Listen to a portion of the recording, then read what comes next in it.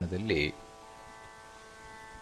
ಈ ಸುಮನ ಹಾಗೂ ಸೋಮಶರ್ಮ ಇವರ ಕಥೆಯನ್ನ ತಿಳಿಸ್ಕೊಂಡು ಬರ್ತಾ ಇದ್ದಾರೆ. ಅದರಲ್ಲಿ ಸುಮನ ಸೋಮಶರ್ಮ ಇಬ್ಬರು ದಂಪತಿಗಳು ವಿಷ್ಣುವನ್ನು ಕುರಿತು ತಪಸ್ಸು ಮಾಡಿ ನಮಗೆ ಒಬ್ಬ ಶ್ರೇಷ್ಠನಾದ ಮಗ ಬೇಕು ಅಂತ ಒಬ್ಬ ಮಗನನ್ನು ಪಡೆದರು. ಅದೇ ಸುವ್ರತ. ನಂತರ ವಿಷ್ಣುವಿನ ಅನುಗ್ರಹದಿಂದ ಯಾವ ರೀತಿ ಬಾಳಿದ್ರು ಸೋಮಶರ್ಮ ಸುಮನ ದಂಪತಿಗಳು, ಇದನ್ನು ನಾವು ಕೇಳಿದ್ವು.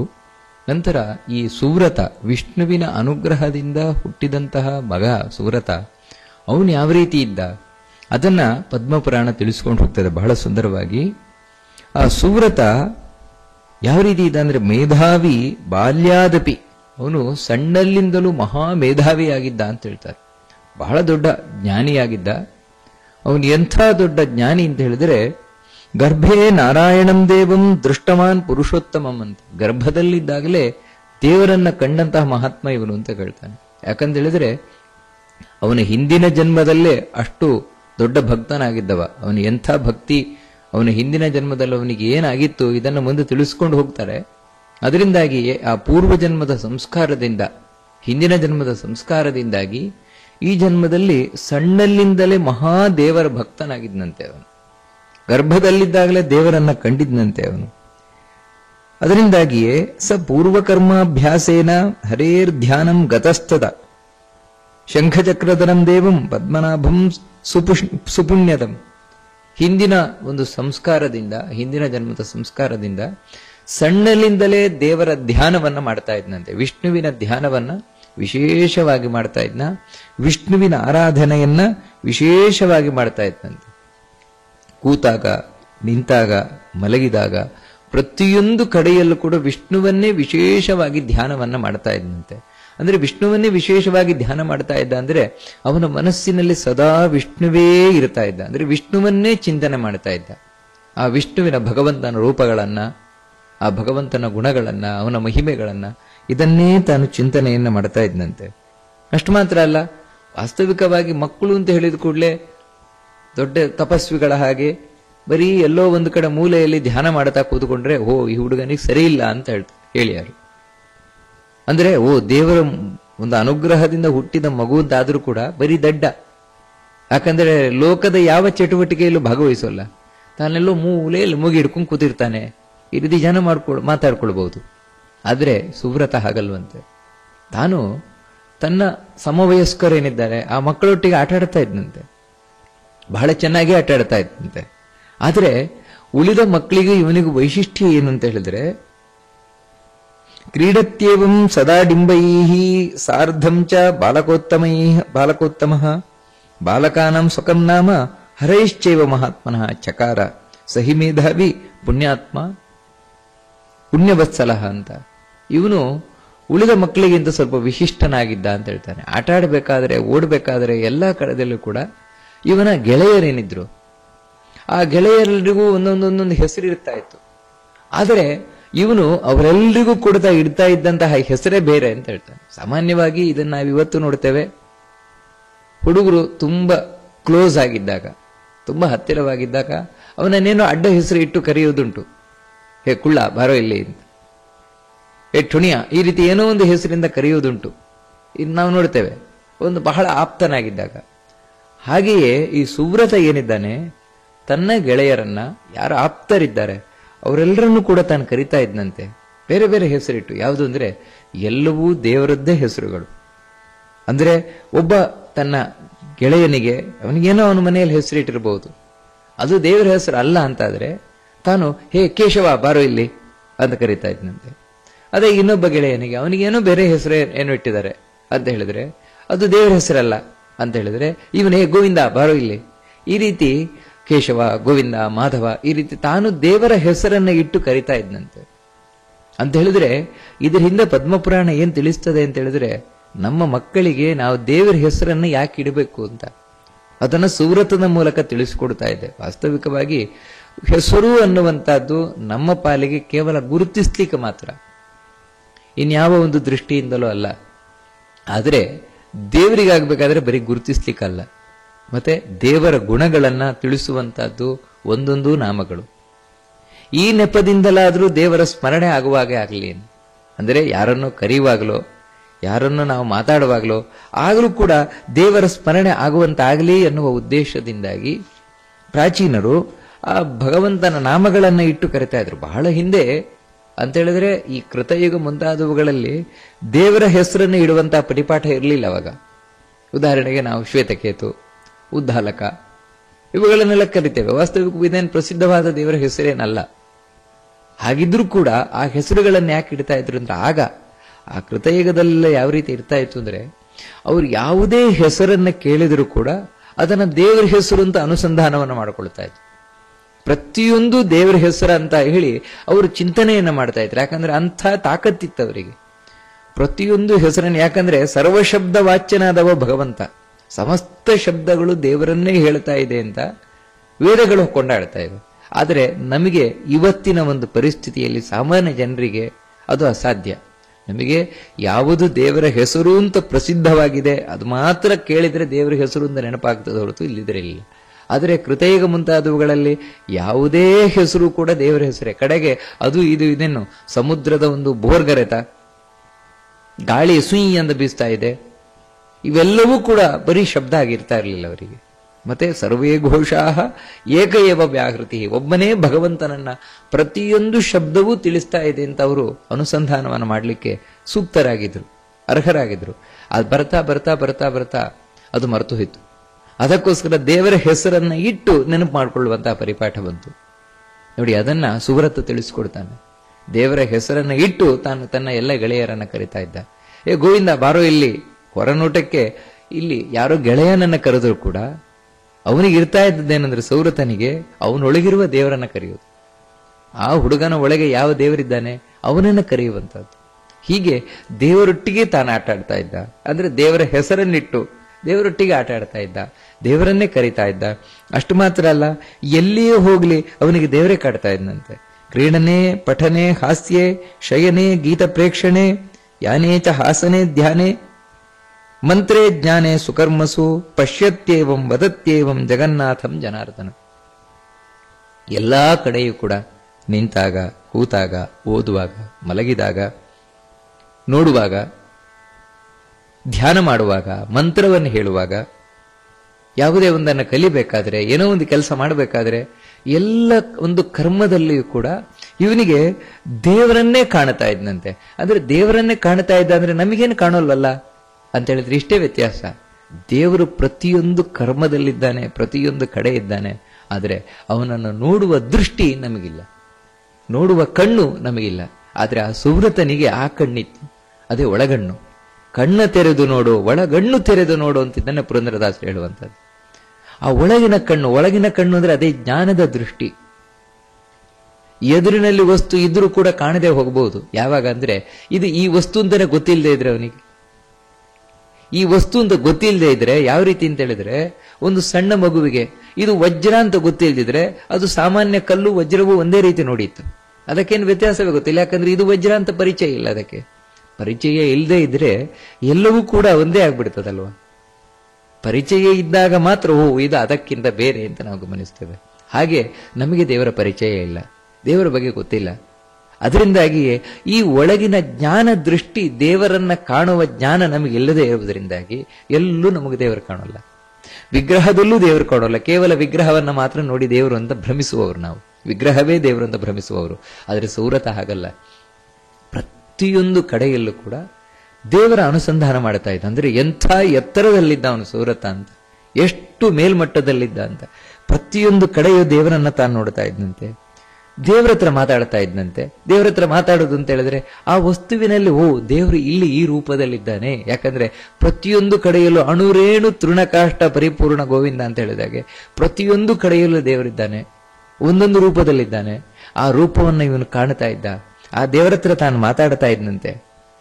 ಅಲ್ಲ, ಯಾಕೆ ದೇವರನ್ನೇ, ಯಾಕೆ ವಿಷ್ಣುವನ್ನೇ? ಯಾಕಂದ್ರೆ ಅವನು ಜಗನ್ನಾಥ, ಜಗನ್ನಾಥಂ ಜನಾರ್ದನಂ, ಇಡೀ ಜಗತ್ತಿನ ನಾಥ ಅವನು, ಒಡೆಯ ಅವನು.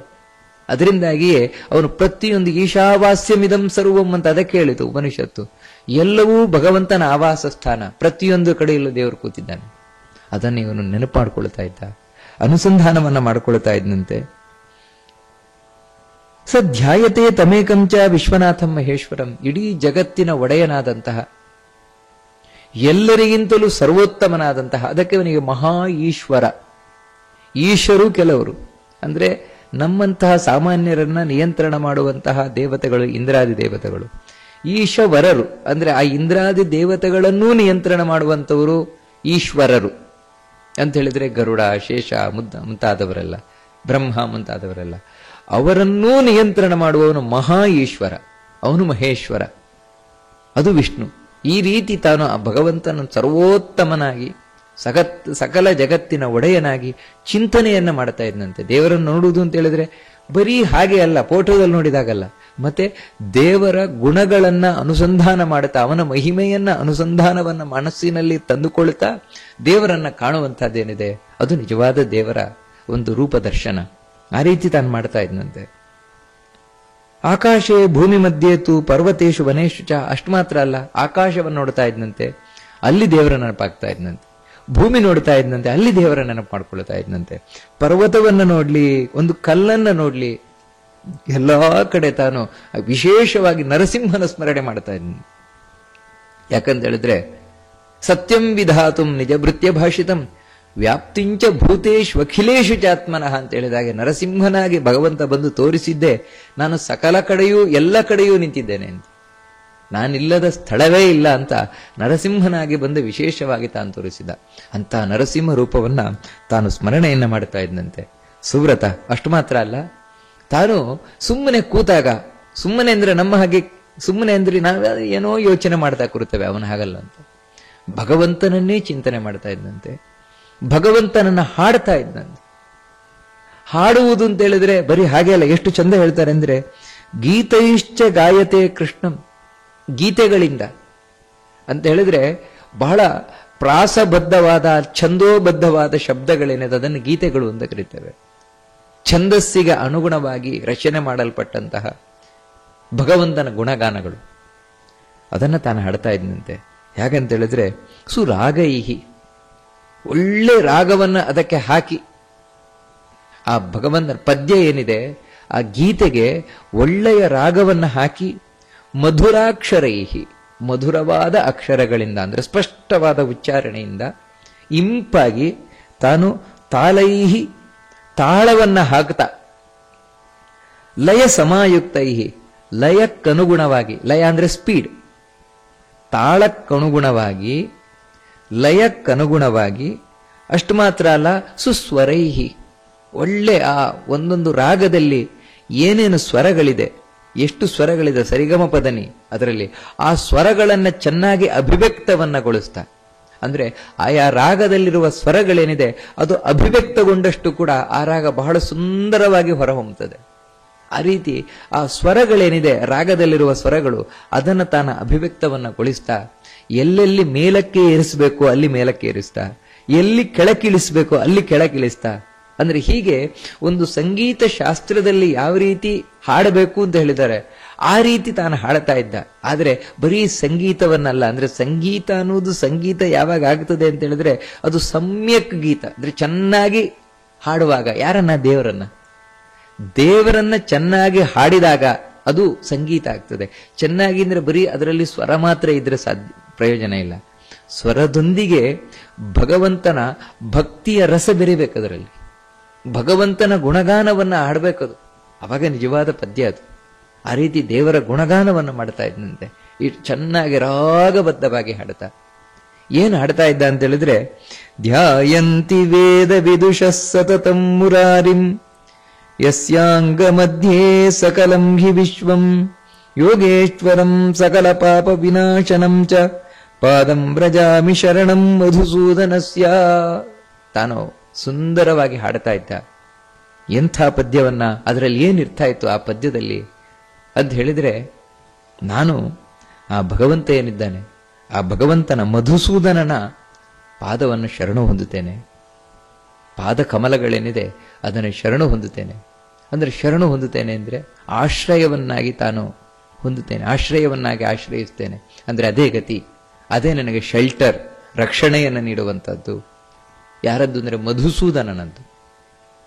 ಮಧುಸೂದನ ಅಂತ ಯಾಕೆ ಹೇಳ್ತಾನೆ ಅಂತ ಹೇಳಿದ್ರೆ, ಆ ಭಗವಂತನಿಗೆ ಮಧುಸೂದನ ಅಂತ ಹೆಸರು ಅಂದ್ರೆ ಮಧುನಾಮಕನಾದ ದೈತ್ಯನನ್ನ ಸಂಹಾರ ಮಾಡಿದವ ಅಂತ. ಮಧುಕೈಟಭರೇನಿದ್ದಾರೆ ಅವರನ್ನ ಸಂಹಾರ ಮಾಡಿದವ ಅಂತ. ಅಂಥ ಭಗವಂತನನ್ನ ನಾನು ಆಶ್ರಯಿಸ್ತೇನೆ ಅಂತ ಹೇಳ್ತಾ ಇದ್ದಾನೆ ಸುವ್ರತ. ಅಲ್ಲ, ಯಾಕೆ ಮಧುಸೂದನನನ್ನ ಯಾಕೆ ವಿಶೇಷವಾಗಿ ಧ್ಯಾನ ಮಾಡ್ತಾ ಇದ್ದಾನೆಂದ್ರೆ ಆ ಶಬ್ದವೇ ಬಹಳ ಸುಂದರವಾಗಿ ಹೇಳ್ತದೆ. ಮಧು ಕೈಟಭರು ಅನ್ನೋರೇನಿದ್ದಾರೆ ಸೃಷ್ಟಿಯ ಆದಿಯಲ್ಲಿ ಬಂದ ದೈತ್ಯರು ಇವರು. ವಸ್ತುತಃ ಇವರಿಬ್ರು ರಾಜಸ ತಾಮಸ ಗುಣದ ಸಂಕೇತ ಅಂತ ಪುರಾಣಗಳು ಹೇಳ್ತವೆ. ರಾಜಸ ತಾಮಸ ಗುಣಗಳೇ ಇವರಿಬ್ರು. ಮಧುಕೈಟಭರನ್ನ ಸಂಹಾರ ಮಾಡುವ ಮೂಲಕ ರಜೋಗುಣ ತಮೋಗುಣಗಳನ್ನು ಸಂಹರಿಸಿದ ಭಗವಂತ. ಅಂತ ಮಧುಸೂದನನ ಸ್ಮರಣೆಯನ್ನು ನಾವ್ಯಾಕೋಸ್ಕರ ಮಾಡಬೇಕು ಅಂದ್ರೆ ನಮ್ಮೊಳಗೆ ಏನು ರಜೋಗುಣ ತಮೋಗುಣಗಳೇನಿದೆ ಅವುಗಳ ನಾಶಕ್ಕೋಸ್ಕರ. ದೇವರಿಂದ ದೂರ ಆಗಲಿಕ್ಕೆ ಕಾರಣವೇ ರಜೋಗುಣ ತಮೋಗುಣಗಳು. ಅದು ಎಲ್ಲಿವರೆಗೆ ನಮಗಿರುತ್ತದೆ ಅಲ್ಲಿವರೆಗೆ ದೇವರ ಹತ್ರ ಹೋಗೋಲ್ಲ, ದೇವರ ನೆನಪಾಗೋಲ್ಲ. ಅದಕ್ಕಾಗಿ ಆ ರಜೋಗುಣ ತಮೋಗುಣಗಳಿಂದ ದೂರ ಆಗಲಿಕ್ಕೋಸ್ಕರ ಮಧುಸೂದನನ ಸ್ಮರಣೆಯನ್ನು ವಿಶೇಷವಾಗಿ ಮಾಡ್ತಾ ಇದ್ದಾನೆ ಸುವ್ರತ. ಅದು ಎಂಥ ಮಧುಸೂದನನದ್ದು ಅಂತ ಹೇಳಿದ್ರೆ ಆ ಭಗವಂತನ ಮಹಿಮೆ ಸಾಮಾನ್ಯರಿಗೆ ಏನು ಗೊತ್ತು ಅಂತ ಹೇಳ್ತಾನೆ. ಯಾರು ಸಾಮಾನ್ಯರಿದ್ದಾರೆ ಅವ್ರಿಗೇನು ಗೊತ್ತಿದೆ ಭಗವಂತನ ಮಹಿಮೆ? ಯಾಕಂತ ಹೇಳಿದ್ರೆ ಧ್ಯಾಯಂತಿ ವೇದ ವಿದುಷಃ. ಯಾರು ವೇದವನ್ನ ಬಲ್ಲವರಿದ್ದಾರೆ ಅವರಿಗೆ ಮಾತ್ರ ದೇವರ ಬಗ್ಗೆ ಗೊತ್ತುಂಟು. ಮಧುಸೂದನನ ಬಗ್ಗೆ ಗೊತ್ತು. ಅಲ್ಲ, ಯಾಕೆ ವೇದವನ್ನು ತಿಳಿದವರು ಅಂತ ಯಾಕೆ ಹೇಳ್ತೀರಿ ಅಂತ ಹೇಳಿದ್ರೆ ವೇದದಲ್ಲಿ ಮುಖ್ಯವಾಗಿ ಪ್ರತಿಪಾದಿಸಲ್ಪಡ್ತಾ ಇರುವವನೇ ವಿಷ್ಣು. ಬಹಳ ಮುಖ್ಯವಾಗಿ ಪ್ರತಿಪಾದಿಸಲ್ಪಡ್ತಾ ಇರುವವನೇ ವಿಷ್ಣು. ಈ ಕಾರಣದಿಂದಲೇ ಯಾರು ವೇದಾಧ್ಯಯನವನ್ನ ಮಾಡ್ತಾರೆ, ವೇದ ಪಾರಾಯಣವನ್ನ ಮಾಡ್ತಾರೆ, ಅವರು ಮೊದಲು ಪ್ರಾರಂಭ ಮಾಡುವುದೇ ಹರಿಹಿ ಓಂ ಅಂತ. ಯಾಕೆ ಹರಿಹಿ ಓಂ ಅಂತ ಪ್ರಾರಂಭ ಮಾಡ್ತಾರೆ ಅಂದ್ರೆ ನಾವು ಮುಂದೆ ಏನು ವೇದಾಕ್ಷರಗಳನ್ನು ಹೇಳಲಿಕ್ಕೆ ಹೋಗ್ತಾ ಇದ್ದೇವೆ ಆ ಸಮಸ್ತ ವೇದದ ವಾಂಗ್ಮಯ ಕೂಡ ಆ ಹರಿಯನ್ನೇ ತಿಳಿಸ್ತಾ ಇದೆ. ಈ ಒಂದು ಶಪಥವನ್ನ ಮಾಡ್ತಾನೆ ಮುಂದೆ ಅವರು ವೇದವನ್ನ ಪಾರಾಯಣ ಮಾಡ್ಕೊಂಡು ಹೋಗುವಂಥದ್ದು. ವೇದಾಕ್ಷರಾಣಿ ಯಾವಂತಿ ಪಠಿತಾನಿ ದ್ವಿಜಾದಿಭಿ ತಾವಂತಿ ಹರಿನಾಮಾನೆ ಪಠಿತಾನಿ ನ ಸಂಶಯ ಅನ್ನುವಂಥದ್ದು ಪುರಾಣಗಳ ಮಾತು. ಎಷ್ಟು ವೇದದ ಮಾತನ್ನು ನಾವು ಆಡ್ತೇವೆ, ವೇದ ಪಾರಾಯಣವನ್ನು ಮಾಡ್ತೇವೆ, ಒಂದೊಂದು ಅಕ್ಷರವೂ ಅದು ವಿಷ್ಣುವಿನ ನಾಮ ಅದು ಅಂತ. ಆ ಕಾರಣದಿಂದಾಗಿ ಯಾರು ವೇದವನ್ನ ಬಲ್ಲ ಜ್ಞಾನಿಗಳಿದ್ದಾರೆ ಅವರಿಗೆ ಮಾತ್ರ ವಿಷ್ಣುವಿನ ಮಹಿಮೆ ಗೊತ್ತು. ಅದಕ್ಕಾಗಿಯೇ ಅವರ ಆ ಭಗವಂತನ ಮಹಿಮೆಯನ್ನು ತಿಳಿದು ಧ್ಯಾಯಂತಿ ಧ್ಯಾನ ಮಾಡ್ತಾರೆ. ಜನಸಾಮಾನ್ಯರಿಗೆ ಏನು ಗೊತ್ತು? ಜನಸಾಮಾನ್ಯರಿಗೆ ಯಾರಾದರೂ ಒಂದೇ, ಅವ್ರಿಗೆ ವಿಷ್ಣುವು ಒಂದೇ, ಶಿವನು ಒಂದೇ, ದುರ್ಗ, ಈ ರೀತಿ ಎಲ್ಲಾ ದೇವತೆಗಳನ್ನು ಒಂದಾಗಿ ಕಾಣುವವರು ಸಾಮಾನ್ಯ ಜನರು. ಯಾಕಂದ್ರೆ ಅವ್ರಿಗೆ ವೇದದ ಅರ್ಥ ಏನು ಗೊತ್ತಿಲ್ಲ. ವೇದದ ಅಂತರಾಳದ ಅರ್ಥವನ್ನು ತಿಳಿಯದ ಮಂದಿ ಏನೇನೋ ಉಪಾಸನೆ ಮಾಡ್ತಾರೆ. ಆದರೆ ಯಾರು ವೇದದ ಅಂತರಾಳದ ಅರ್ಥವನ್ನು ತಿಳ್ಕೊಂಡಿದ್ದಾರೆ ಅವರು ಮಾತ್ರ ಯೋ ದೇವಾನಾಂ ನಾಮಧ ಏಕ ಏವ, ಅವರಿಗೆ ಸ್ಪಷ್ಟ ಗೊತ್ತು. ವೇದದಲ್ಲಿ ಬರುವ ಎಲ್ಲವೂ ಕೂಡ ಅಗ್ನಿ ಇರಬಹುದು, ವರುಣ ಇರಬಹುದು, ವಿಷ್ಣುವನ್ನೇ ಪ್ರತಿಪಾದನೆ ಮಾಡ್ತಾ ಇರುವುದು ಪರಮ ಮುಖ್ಯವಾಗಿ. ಆಮೇಲೆ ಉಳಿದ ದೇವತೆಗಳನ್ನು ಹೇಳ್ತಾ ಇರಬಹುದು, ಪರಮ ಮುಖ್ಯವಾಗಿ ವಿಷ್ಣುವನ್ನೇ ಹೇಳ್ತಾ ಇರುವುದು ಅಂತ ಅವ್ರಿಗೆ ಗೊತ್ತು. ಅದಕ್ಕೆ ಅವರು ಧ್ಯಾನ ಮಾಡ್ತಾರೆ ಆ ಭಗವಂತನನ್ನ. ಅದು ಎಲ್ಲೋ ಒಂದು ಸಲ ಅಲ್ಲ, ಎರಡು ಸಲ ಅಲ್ಲ, ಎಲ್ಲೋ ವಿಷ್ಣುವಿನ ಸೂಕ್ತ ಬಂದಾಗ ವಿಷ್ಣುವಿನ ಸ್ಮರಣೆ ಮಾಡುವುದು ಅಂದ್ರೆ ವೇದದಲ್ಲಿ, ಉಳಿದ ದೇವತೆಗಳು ಬಂದಾಗ ಸೂಕ್ತ ಬಂದಾಗ ಆ ರೀತಿ ಹಾಗಲ್ಲ, ಸತತಂ ಅಂತ ಹೇಳ್ತಾರೆ. ವೇದದ ನಿಜವಾದ ಅರ್ಥವನ್ನ ಬಲ್ಲಂತಹ ಜ್ಞಾನಿಗಳೇನಿದ್ದಾರೆ ಅವರು ಯಾವಾಗಲೂ ವಿಷ್ಣುವನ್ನೇ ಸ್ಮರಣೆ ಮಾಡ್ತಾರೆ. ಯಾಕಂತ ಹೇಳಿದ್ರೆ ವೇದ ಹೇಳ್ತಾ ಇರುವುದು ವಿಷ್ಣುವನ್ನೇ ಸದಾ ಧ್ಯಾನ ಮಾಡ್ತಾ ಇರಬೇಕು ಅಂತ. ಆ ವಿಷ್ಣುವಿನ ಧ್ಯಾನ ಮಾಡಲಿಕ್ಕೆ ನಮಗೆ ಅನುಕೂಲತೆಯನ್ನು ಒದಗಿಸಿಕೊಳ್ಳಿಕ್ಕೆ ಉಳಿದ ದೇವತೆಗಳನ್ನು ನಾವು ಶರಣಾಗಬೇಕು. ಉಳಿದ ದೇವತೆಗಳಿಗೂ ನಾವು ಆರಾಧನೆಯನ್ನು ಮಾಡುದು ಯಾಕೋಸ್ಕರ ಅಂದ್ರೆ ವಿಷ್ಣುವಿನಲ್ಲಿ ಮನಸ್ಸು ನಿಲ್ಲಿಸ್ರಿ, ವಿಷ್ಣುವಿನಲ್ಲಿ ನಮಗೆ ಭಕ್ತಿಯನ್ನ ಕೊಡ್ರಿ ಎನ್ನುವ ಉದ್ದೇಶದಿಂದ. ಇದೆಲ್ಲವೂ ವೇದವನ್ನ ಬಲ್ಲವರಿಗೆ ಗೊತ್ತುಂಟು. ಅಷ್ಟು ಮಾತ್ರ ಅಲ್ಲ, ಯಾಕೆ ವಿಷ್ಣುವನ್ನೇ ವಿಶೇಷವಾಗಿ ವೇದ ಹೇಳ್ತಾ ಇದೆ ಅನ್ನೋದು ಅವರಿಗೆ ಗೊತ್ತುಂಟು. ವಿಷ್ಣುವನ್ನೇ ಯಾಕೆ ವೇದ ಹೊಗಳ್ತಾ ಇದೆ ಅಂತ ಹೇಳಿದ್ರೆ ವೇದ ಅನ್ನೋದು ಅಪೌರುಷೇಯ, ಅಂದ್ರೆ ಹಿಂದಿನಿಂದಲೂ ಬಂದದೇ ಹೊರತು ಯಾರು ರಚನೆ ಮಾಡಿದ್ದಲ್ಲ. ಅದನ್ನು ಕಂಡ ಋಷಿಮುನಿಗಳು ಹೇಳಿದ್ದಷ್ಟೇ, ನಮಗಿಂತಲೂ ಮುಂಚೆಯೂ ಇತ್ತು ಈ ವೇದ. ಆದರೆ ಆ ಅರ್ಥ ಏನಿದೆ ಅದನ್ನು ನಾವು ಸಾಕ್ಷಾತ್ಕಾರ ಮಾಡಿಕೊಂಡುವು, ಅಂದ್ರೆ ಆ ಅರ್ಥ ಏನಿದೆ ಅದನ್ನು ಅನುಭವಿಸಿದುವು, ವೇದವನ್ನ ನಾವು ಅನುಭವಿಸಿದುವು ಅಂತ ಹೇಳಿದವರು ಋಷಿಮುನಿಗಳು, ಅದರ ದ್ರಷ್ಟಾರರಿಂದ ಪ್ರಸಿದ್ಧರಾದವರು. ಅವರು ಕೂಡ ಏನು ಕಂಡ್ರು, ಯಾಕೆ ವಿಷ್ಣುವೇ ವೇದ ಹೇಳ್ತಾ ಇದೆ ಅಂತ ಹೇಳಿದ್ರು ಅಂದ್ರೆ, ವಿಷ್ಣುವನ್ನೇ ವೇದ ಹೇಳ್ತಾ ಇದೆ ಅಂತ ಹೇಳಿದ್ರು ಅಂದ್ರೆ, ಯಸ್ಯಾಂಗ ಮಧ್ಯೆ ಸಕಲಂ ಚ ವಿಶ್ವಂ, ಇಡೀ ವಿಶ್ವ ಅನ್ನುವಂತಹದ್ದೇನಿದೆ, ಜಗತ್ತು ಅನ್ನುವುದೇನಿದೆ, ಯಾರ ಅಂಗದ ಮಧ್ಯದಲ್ಲಿ ಅಡಗಿ ಕುಳಿತಿದೆಯೋ. ಯಾವ ರೀತಿ ಅರ್ಜುನ ವಿಶ್ವರೂಪವನ್ನ ಕಂಡ ಇಡೀ ಜಗತ್ತು, ಸಮಸ್ತ 14 ಲೋಕಗಳು ಆ ಭಗವಂತನ ವಿಶ್ವರೂಪ ಏನಿದೆ, ಕೃಷ್ಣನ ವಿಶ್ವರೂಪ, ಅದರಲ್ಲಿ ಅಡಗಿ ಕೂತು ಬಿಟ್ಟಿದೆ. ಪುರುಷ ಸೂಕ್ತ ಹೇಳಿದಾಗೆ ನಾಭ್ಯಾಮಾಸೀದಂತರಿಕ್ಷಂ ಶೀರ್ಷ್ಣೋದ್ಯೋ ಸಮವರ್ತತ ಪದ್ಭ್ಯಾಂ ಭೂಮಿರ್ದಿಶ್ರೋತ್ರ ತಥಾ ಲೋಕಾಂಗ್ ಅಕಲ್ಪಯನ್ ಅಂತ ಹೇಳಿದಾಗೆ ಭಗವಂತನ ಒಂದೊಂದು ಅವಯವದಲ್ಲೇ ಒಂದೊಂದು ಲೋಕ ಕೂತ್ಬಿಟ್ಟಿದೆ. ಅದನ್ನು ಚಿಂತನೆ ಮಾಡ್ತಾ, ಅದಕ್ಕಾಗಿಯೇ ವೇದಗಳು ಆ ಭಗವಂತನನ್ನ ವಿಷ್ಣುವನ್ನು ಹೊಗಳ್ತಾ ಇದೆ. ಅದಕ್ಕಾಗಿಯೇ ಯಾರು ವೇದವನ್ನು ತಿಳಿದವರಿದ್ದಾರೆ ಅವರು ವಿಶೇಷವಾಗಿ ವಿಷ್ಣುವನ್ನೇ ಧ್ಯಾನ ಮಾಡ್ತಾ ಇದ್ದಾರೆ.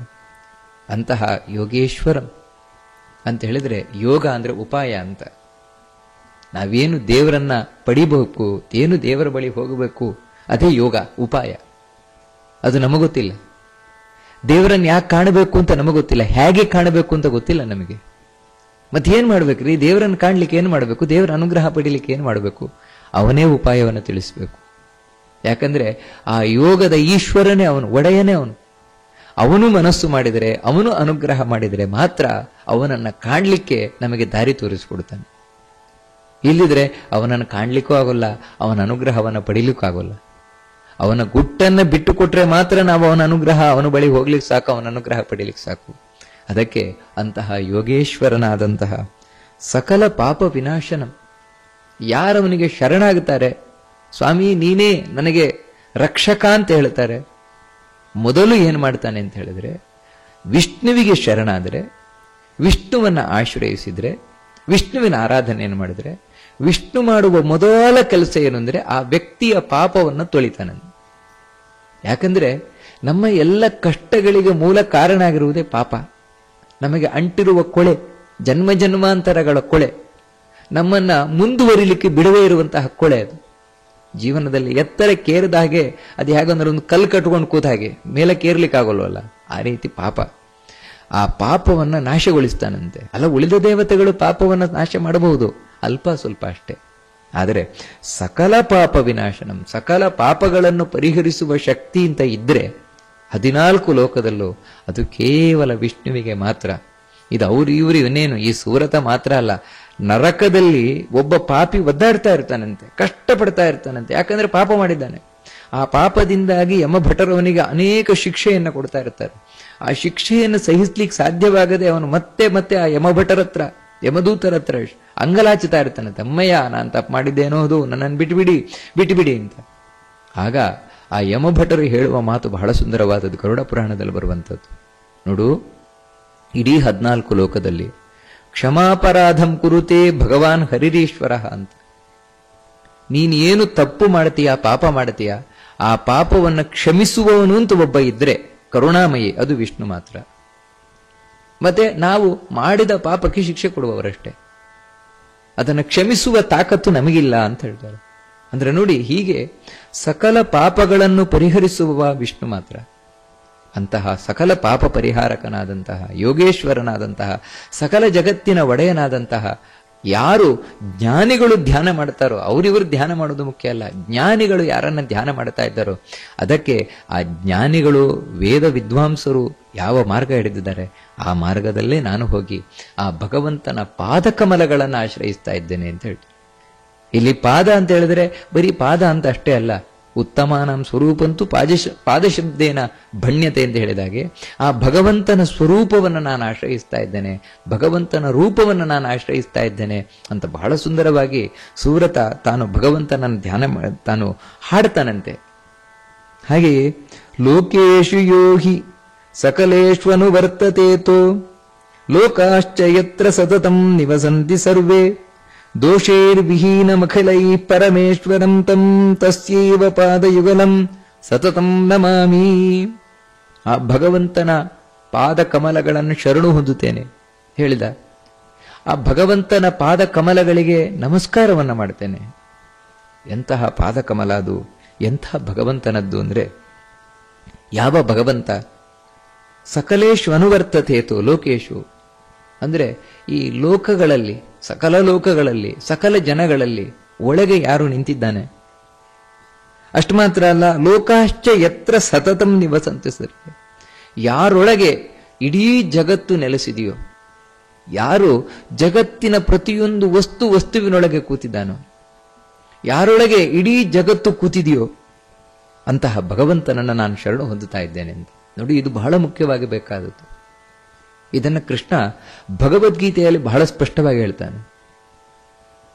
ಯಾರು ನನ್ನೊಳಗೆ ಇಡೀ ಜಗತ್ತಿದೆ ಅಂತ ತಿಳ್ಕೊಳ್ತಾನೆ, ಅಷ್ಟು ಮಾತ್ರ ಅಲ್ಲ, ಸಕಲ ಜಗತ್ತಿನೊಳಗೆ ನಾನು ನಿಂತಿದ್ದೇನೆ ಅಂತ ಯಾರು ತಿಳ್ಕೊಳ್ತಾನೆ, ಅಂತಹ ವ್ಯಕ್ತಿ ಯಾವತ್ತೂ ನನ್ನ ಪಾಲಿಗೆ ಇಲ್ಲ ಅಂತ ಆಗೋಲ್ಲ, ನಾನು ಅವನ ಪಾಲಿಗೆ ಯಾವತ್ತೂ ಇಲ್ಲ ಅಂತ ಆಗೋಲ್ಲ ಅಂತ ಬಹಳ ಸ್ಪಷ್ಟವಾಗಿ ತಿಳಿಸ್ತಾನೆ. ತಸ್ಯಾಹಂ ನ ಪ್ರಣಶ್ಯಾಮಿ ಸಚಮೇನ ಪ್ರಣಶ್ಯತಿ, ಬಹಳ ಸ್ಪಷ್ಟವಾಗಿ ಭಗವದ್ಗೀತೆಯಲ್ಲಿ ಹೇಳ್ತಾನೆ. ನಾನು ಅವನ ಪಾಲಿಗೆ ಇಲ್ಲ ಅಂತ ಆಗೋಲ್ಲ, ಅವನು ನನ್ನ ಪಾಲಿಗೆ ಇಲ್ಲ ಅಂತ ಆಗೋಲ್ಲ ಅಂತ. ಯಾರು ಅಂದ್ರೆ ಈ ಎರಡು ವಿಷಯವನ್ನ ಯಾವತ್ತೂ ತಾನು ನೆನಪಿನಲ್ಲಿಟ್ಟುಕೊಂಡಿರುವವ, ಅನುಸಂಧಾನದಲ್ಲಿಟ್ಟುಕೊಂಡಿರುವವ. ಅದೇ ಈ ಸುವ್ರತ ಆ ಕೃಷ್ಣನ ಮಾತನ್ನ ತಪ್ಪದೆ ತಾನು ಅನುಸಂಧಾನ ಮಾಡ್ತಾ ಇದ್ದಾನೆ. ಸಕಲ ಒಂದು ಅಣುರೇಣು ತೃಣಕಾಷ್ಟದಲ್ಲಿ ಭಗವಂತ ನೆಲೆಸಿದ್ದಾನೆ, ಎಲ್ಲದರೊಳಗೂ. ಅದನ್ನೇ ಏನು ಕರಿತೇವೆ ಅಂದ್ರೆ ಅಂತರ್ಯಾಮಿ, ಒಳಗೆ ನಿಂತಿದ್ದಾನೆ. ಯಾಕೋಸ್ಕರ ನಿಂತಿದ್ದಾನೆ ಪ್ರತಿಯೊಂದು ವಸ್ತುವಿನ ಒಳಗೆ ಅಂದ್ರೆ ಅದನ್ನು ನಿಯಂತ್ರಣ ಮಾಡಲಿಕ್ಕೋಸ್ಕರ. ಪ್ರತಿಯೊಂದು ವಸ್ತುವಿನ ಒಳಗೆ ತಾನು ಶಕ್ತಿಯಾಗಿ ನಿಂತು ಅದಕ್ಕೆ ಬೇಕಾದ ಎಲ್ಲ ಆಕಾರ ರೂಪ ಪ್ರತಿಯೊಂದನ್ನು ಕೊಟ್ಟು ಅದನ್ನು ನಿಯಂತ್ರಣ ಮಾಡ್ತಾ ಇರೋ ಅಂದ್ರೆ ಒಂದು ವಸ್ತುವಿನ ಎಕ್ಸಿಸ್ಟೆನ್ಸ್ ಅಂತ ಏನ್ ಹೇಳ್ತೇವೆ, ಇರುವಿಕೆ ಕಾರಣನಾಗಿರುವವನೇ ಭಗವಂತ. ಇದನ್ನು ನಾವು ಅನುಸಂಧಾನ ಮಾಡಬೇಕಂತ. ಪ್ರತಿಯೊಂದರ ಒಳಗೂ ದೇವರಿದ್ದಾನೆ ಅಂತ ಬಹಳ ಸುಂದರವಾಗಿ ಹೇಳ್ತಾರೆ. ಈ ರೀತಿ ಯಾವಾಗ ತಿಳ್ಕೊಳ್ತಾನೆ ಅವನ ಪಾಲಿಗೆ ನಾನಿಲ್ಲ ಅಂತ ಆಗೋಲ್ಲ ಅಂತ. ಪ್ರಹ್ಲಾದನಾಗಿ ಪ್ರಹ್ಲಾದ ಇದೇ ಅನುಸಂಧಾನವನ್ನ ಮಾಡಿಕೊಂಡವ. ಅಣುರೇಣು ತೃಣ ಕಷ್ಟ ಪರಿಪೂರ್ಣ ಗೋವಿಂದ ನಿರ್ಮಲಾತ್ಮಕನಾಗಿ ಇರುವುದೇ ಆನಂದ ಅಂತ ಹೇಳಿದಾಗೆ ಪ್ರತಿಯೊಂದರೊಳಗೂ ದೇವರಿದ್ದಾನೆ. ಕೇಳಿದ ಹಿರಣ್ಯಕಶಿಪು ಕಂಬದಲ್ಲಿದ್ದಾನ, ಅಲ್ಲಿದ್ದಾನೆ, ಇಲ್ಲಿದ್ದಾನೆ, ಹೌದು ಎಲ್ಲಾ ಕಡೆ ಇದ್ದಾನೆ. ಅದಕ್ಕಾಗಿಯೇ ಅವನ ಪಾಲಿಗೆ ದೇವರಿಲ್ಲ ಅಂತ ಆಗ್ಲಿಲ್ಲ. ಇದನ್ನೇ ಭಗವದ್ಗೀತೆಯಲ್ಲಿ ಕೃಷ್ಣ ಹೇಳ್ತಾನೆ, ತಸ್ಯಾಹಂನ ಪ್ರಣಶ್ಯಾಮಿ, ಅವನ ಪಾಲಿಗೆ ನಾನಿಲ್ಲ ಅಂತ ಆಗೋಲ್ಲ. ಯಾಕಂದ್ರೆ ಅವನು ಎಲ್ಲಿ ಬಯಸ್ತಾನೆ ಅಲ್ಲಿ ಕಾಣಿಸ್ಕೊಳ್ತೇನೆ ನಾನು. ಯಾಕಂದ್ರೆ ಪ್ರತಿಯೊಂದರೊಳಗೆ ದೇವರಿದ್ದಾನೆ ಅಂತ ಅವನು ದೇವರನ್ನ ಕಾಣ್ತಾ ಇದ್ದಾನಲ್ವ. ಇನ್ನು ಎರಡನೇ ಇದ್ದೇನು ಅಂತ ಹೇಳಿದ್ರೆ ಎಲ್ಲವೂ ದೇವರ ಉದರದಲ್ಲಿದೆ ಅಂತ. ಭಗವಂತನ ಹೊಟ್ಟೆ ಒಳಗೆ ಎಲ್ಲವೂ ಕೂಡ ಕೂತಿದೆ ಅಂದ್ರೆ ಹಾಗಂದ್ರೆ ಇಡೀ ಜಗತ್ತು ಅನ್ನುವಂತಹದ್ದೇ ಭಗವಂತನ ನಾಭಿಯಲ್ಲಿದೆಯಂತೆ, ಹೊಕ್ಕಳಲ್ಲಿದೆಯಂತೆ. ಹಾಗಿದ್ರೆ ಎಲ್ಲರೂ ದೇವರೊಳಗೆ ಇರುವವರಲ್ವ. ನೋಡಿ, ಇದು ವಿಚಿತ್ರ. ದೇವರು ಎಲ್ಲದರ ಒಳಗಿದ್ದಾನೆ, ಎಲ್ಲವೂ ದೇವರೊಳಗಿದೆ. ಯಾಕಂದ್ರೆ ಅವನಿಗೆ ಅಚಿಂತ್ಯ ಅದ್ಭುತ ಶಕ್ತಿ ಪ್ರತಿಯೊಂದು ದೇವರಿಗೆ. ಯಾಕಂದ್ರೆ ಅವನು ಅಣೋರಣೀಯಾನ್ ಮಹತೋ ಮಹೀಯಾನ್ ಅಂತ ಹೇಳಿದಾಗೆ ಭಗವಂತ ಅಣುವಿಗಿಂತ ಅಣುವಾಗಿದ್ದಾನೆ. ಅದಕ್ಕಾಗಿ ಎಲ್ಲದರೊಳಗೂ ಕೂತಿದ್ದಾನೆ. ಮಹತೋ ಮಹೀಯಾನ್, ದೊಡ್ಡ ವಸ್ತುವಿಗಿಂತಲೂ ದೊಡ್ಡದಾಗಿದ್ದಾನೆ. ಅದಕ್ಕಾಗಿ ದೊಡ್ಡ ಈ ಬ್ರಹ್ಮಾಂಡವನ್ನ ತನ್ನ ಹೊಟ್ಟೆ ಒಳಗೆ ಸಣ್ಣದಾಗಿ ಮಾಡ್ಕೊಂಡು ಇಟ್ಕೊಂಡಿದ್ದಾನೆ. ಯಾಕಂದ್ರೆ ಅದು ಅವನಿಗೆ ಅಷ್ಟು ದೊಡ್ಡದಾಗಿರುವವ. ಮಹತೋ ಮಹೀಯಾನ್, ಇದನ್ನೇ ಉಪನಿಷತ್ತುಗಳು ಹೇಳ್ತಾ ಇರುವಂತದ್ದು. ಯಾರು ಈ ರೀತಿ ತಿಳ್ಕೊಳ್ತಾನೆ, ಸಕಲ ಜಗತ್ತುಗಳೂ ಕೂಡ ದೇವರ ಒಳಗಿದೆ ಅಂತ ಯಾರು ತಿಳ್ಕೊಳ್ತಾನೆ, ಸಚಮೇನ ಪ್ರಣಶ್ಯತಿ, ಅವನು ನನ್ನ ಪಾಲಿಗೆ ಯಾವತ್ತೂ ಇಲ್ಲ ಅಂತ ಆಗೋಲ್ಲ, ನಾನು ಅವನ ಪಾಲಿಗೆ ಯಾವತ್ತೂ ಇಲ್ಲ ಅಂತ ಆಗೋಲ್ಲ. ಮೊದಲನೇದಾಗಿ. ಎರಡನೇದಾಗಿ ಸಚಮೇನ ಪ್ರಣಶ್ಯತಿ, ಅವನು ನನ್ನ ಪಾಲಿಗೆ ಇಲ್ಲ ಅಂತ ಆಗೋಲ್ಲ. ಅಂದ್ರೆ ನಾನು ಯಾವತ್ತೂ ಅವನ ರಕ್ಷಣೆಯನ್ನು ಮಾಡ್ತಾನೇ ಇರ್ತೇನೆ, ಯಾವತ್ತೂ ಅವನ ರಕ್ಷಣೆಯನ್ನು ಮಾಡ್ತಾ ಇರ್ತೇನೆ, ಬಿಡದೆ ನೋಡ್ಕೊಳ್ತಾ ಇರ್ತೇನೆ. ಎಷ್ಟು ಚಂದವಾದ ಮಾತಿದು ಅಂತ ಹೇಳಿದ್ರೆ ನೋಡಿ, ಇಡೀ ಜಗತ್ತು ಭಗವಂತನ ಉದರದೊಳಗಿದೆ, ಹೊಟ್ಟೆ ಒಳಗಿದೆ. ಈ ರೀತಿ ತಿಳ್ಕೊಂಡಾಗ ಇನ್ನು ತಲೆಬಿಸಿ ಮಾಡ್ಕೊಳ್ಳಿಕ್ಕೆ ಏನಿದೆ ಹೇಳಿ? ಗರ್ಭದೊಳಗೆ ಮಗು ಇದೆ ಅಂತ ಹೇಳಿದ್ರೆ ಮಗುವಿಗೆ ಯಾವುದಾದ್ರೂ ತಲೆಬಿಸಿ ಇದೆಯಾ? ಯಾಕಂತ ಹೇಳಿದ್ರೆ ಗರ್ಭದಲ್ಲಿ ಇರುವಷ್ಟು ಕಾಲವೂ ಕೂಡ ಅಮ್ಮ ಅದಕ್ಕೆ ಏನೇನು ಬೇಕು ಎಲ್ಲ ಒದಗಿಸ್ತಾನೆ ಇರ್ತಾಳ್ತಾನೆ. ಅದಕ್ಕೆ ಆಹಾರಕ್ಕೋಸ್ಕರ ಕಷ್ಟಪಡಬೇಕಾದ ಅವಶ್ಯಕತೆ ಇಲ್ಲ, ಉಸಿರಾಟಕ್ಕೋಸ್ಕರ ಕಷ್ಟಪಡಬೇಕಾದ ಅವಶ್ಯಕತೆ ಇಲ್ಲ. ಮತ್ತೇನಂದ್ರೆ ಅದಕ್ಕೆ ಬೇಕಾದ ಎಲ್ಲ ವ್ಯವಸ್ಥೆ ಆಗೇ ಇರ್ತದೆ. ಗರ್ಭದಲ್ಲಿ ಇರುವಷ್ಟು ಕಾಲ ತಾಯಿ ಸಂಪೂರ್ಣ ರಕ್ಷಣೆ ಮಾಡ್ತಾ ಇರ್ತಾಳಲ್ವ ಮಗುವನ್ನ. ಹಾಗೆಯೇ ಭಗವಂತ ನಮಗೆ ತಾಯಿಯ ಸ್ಥಾನದಲ್ಲಿರುವವ. ಅವನ ಗರ್ಭದೊಳಗೆ ನಾವು ಅಡಗಿದ್ದೇವೆ. ಅಂದ್ರೆ ಅವನ ಉದರದಲ್ಲಿ ಬ್ರಹ್ಮಾಂಡ ಇದೆ, ಬ್ರಹ್ಮಾಂಡದೊಳಗೆ ನಾವಿದ್ದೇವಲ್ವ. ಬ್ರಹ್ಮಾಂಡದೊಳಗೆ ನಾವು ಯಾವ ರೀತಿ ಗರ್ಭದೊಳಗೆ ಮಗು ಇರುತ್ತದೆ ಅಮ್ಮನ ಹೊಟ್ಟೆ ಒಳಗೆ, ಆ ರೀತಿ ದೇವರ ಹೊಟ್ಟೆ ಒಳಗಿರುವವ ನಾವು. ಆ ಗರ್ಭದಲ್ಲಿರುವ ಮಗುವಿಗೆ ಯಾವ ರೀತಿ ಚಿಂತೆ ಇಲ್ಲ, ಹಾಗೆ ನಮಗೆ ಚಿಂತೆ ಇರಬಾರದು ಜೀವನದಲ್ಲಿ. ಯಾಕಂತ ಹೇಳಿದ್ರೆ ಆ ದೇವರು ನೋಡ್ಕೊಳ್ತಾನೆ. ಗರ್ಭಸ್ಥ ಶಿಶುವನ್ನ ಯಾವ ರೀತಿ ತಾಯಿ ನೋಡ್ಕೊಳ್ತಾಳೆ ಆ ರೀತಿ ಅಂತೇಳಿ ನಿಶ್ಚಿಂತೆಯಿಂದ ಇರ್ತಾಳಲ್ವ, ಆ ರೀತಿ ನಾನು ಅವನನ್ನು ಯಾವತ್ತೂ ನೋಡ್ಕೊಳ್ತಾ ಇರ್ತಾನೆ. ಅವನ ಪಾಲಿಗೆ ನಾನು ಇಲ್ಲ ಅಂತ ಆಗೋದೇ ಇಲ್ಲ, ಅವನು ನನ್ನ ಪಾಲಿಗೆ ಇಲ್ಲ ಅಂತ ಆಗೋಲ್ಲ ಯಾವತ್ತೂ ಕೂಡ. ಅಂತ ಹೇಳಿದ್ರೆ ನಾನು ಅವನ ಮೇಲೆ ಒಂದು ಕಣ್ಣಿಟ್ಟೇ ಇರ್ತೇನೆ, ನೋಡ್ಕೊಳ್ತಾನೆ ಇರ್ತೇನೆ. ಈ ರೀತಿ ಬಹಳ ಸುಂದರವಾದ ಮಾತಿದು. ಅದನ್ನೇ ಸುವ್ರತ ಹೇಳ್ತಾನೆ. ಯಾರು ಇಡೀ ಜಗತ್ತಿನ ಎಲ್ಲದರೊಳಗೂ ಕೂತಿದ್ದಾನೋ, ಎಲ್ಲವೂ ಯಾರ ಹೊಟ್ಟೆ ಒಳಗೆ ಕೂತಿದೆಯೋ, ದೋಷೈರ್ವಿಹೀನಂ ಅಖಿಲೈ ಪರಮೇಶ್ವರಂ ತಂ ತಸ್ಯೇವ ಪಾದಯುಗಲಂ, ಯಾರು ಸಕಲ ದೋಷಗಳಿಂದಲೂ ವರ್ಜಿತನಾಗಿದ್ದಾನೋ. ಯಾಕೆ ಈ ಮಾತು ನಮಗೆ ಬೇಕು ಅಂತ ಹೇಳಿದ್ರೆ, ದೇವರು ಎಲ್ಲ ವಸ್ತುವಿನೊಳಗಿದ್ದಾನೆ ಅಂತ ತಿಳ್ಕೊಳ್ಳಿ. ಒಂದು ವಸ್ತುವಿನಿದ್ದಾನೆಂದ್ರೂ ನಾಯಿ ಇದೆಯಲ್ವಾ, ನಾಯಿ ಒಳಗೆ ದೇವರಿದ್ದಾನೆ. ನಾಯಿ ಮಲ ತಿಂತದೆ, ಕೆಟ್ಟ ವಸ್ತುವನ್ನ ತಿಂತಾದೆ. ಛೇ, ಅದರೊಳಗಿರುವ ದೇವರು ಕೆಟ್ಟದಾಗಿ ತಿಂತಾನಲ್ರಿ. ಹಾಗಿದ್ರೆ ದೇವರು ಕೂಡ ದೋಷ ಭರಿತನಾದ. ಯಾಕಂತ ಹೇಳಿದ್ರೆ ಕೆಟ್ಟ ವಸ್ತುವನ್ನ ತಿಂದದ್ರಿಂದ. ಹಂದಿ ಒಳಗಿದ್ದಾನೆ ದೇವರು, ಕೆಟ್ಟ ವಸ್ತುವನ್ನ ತಿಂದ. ಆ ಮಲದೊಳಗೆ ದೇವರಿದ್ದಾನೆ ಇಲ್ವೋ? ಅಯ್ಯೋ, ಕೆಟ್ಟ ಮಲದೊಳಗೆ ದೇವರು ಕೂತಿದ್ದಾನೆ. ಯಾಕಂದ್ರೆ ಎಲ್ಲಾ ಕಡೆ ದೇವರಿದ್ದಾನೆ ಅಂದ್ರೆ ಅಲ್ಲೂ ದೇವರು ಇದ್ದೇ ಇದ್ದಂತಾನೆ.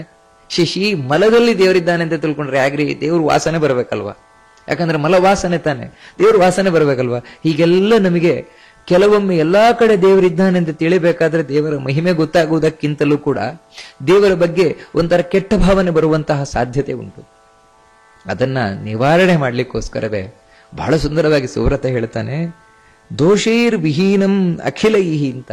ಸಕಲ ದೋಷಗಳಿಂದ ವರ್ಜಿತನಾದನು. ಹೌದು, ದೇವರು ಎಲ್ಲದರೊಳಗೂ ಇದ್ದಾನೆ, ಅದರಲ್ಲಿ ಎರಡು ಮಾತೇ ಇಲ್ಲ. ಆದರೆ ಎಲ್ಲದರ ಒಳಗೆ ಇದ್ರೂ ಕೂಡ ಅದರಲ್ಲಿರುವ ಯಾವ ದೋಷಕ್ಕೂ ಇವನು ಸಿಲುಕುವವನಲ್ಲ, ದೋಷ ದೂರನಾಗಿರುವವನ ದೇವರು. ಯಾವ ರೀತಿ ಪದ್ಮದ ಎಲೆಯ ಮೇಲೆ ನೀರಿದ್ರೂ ಕೂಡ ಅದಕ್ಕೆ ಅಂಟುಕೊಳ್ಳುವುದಿಲ್ವಲ್ಲ, ಆ ರೀತಿ ನೀವು ಯಾವುದೇ ಲೋಕದಲ್ಲಿ ದೋಷಭರಿತವಾದ ವಸ್ತು ಅಂತ ತಿಳ್ಕೊಳ್ಳಿ, ಅದಕ್ಕೆ ಕಾರಣ ಆ ವಸ್ತುವಿನಲ್ಲಿರುವ ದೋಷ, ಹೊರತು ಒಳಗಿರುವ ದೇವರಲ್ಲ. ಅದರೊಳಗಿರುವ ದೇವರು ಯಾವತ್ತೂ ಶುದ್ಧವಾಗೇ ಇರುವವನು.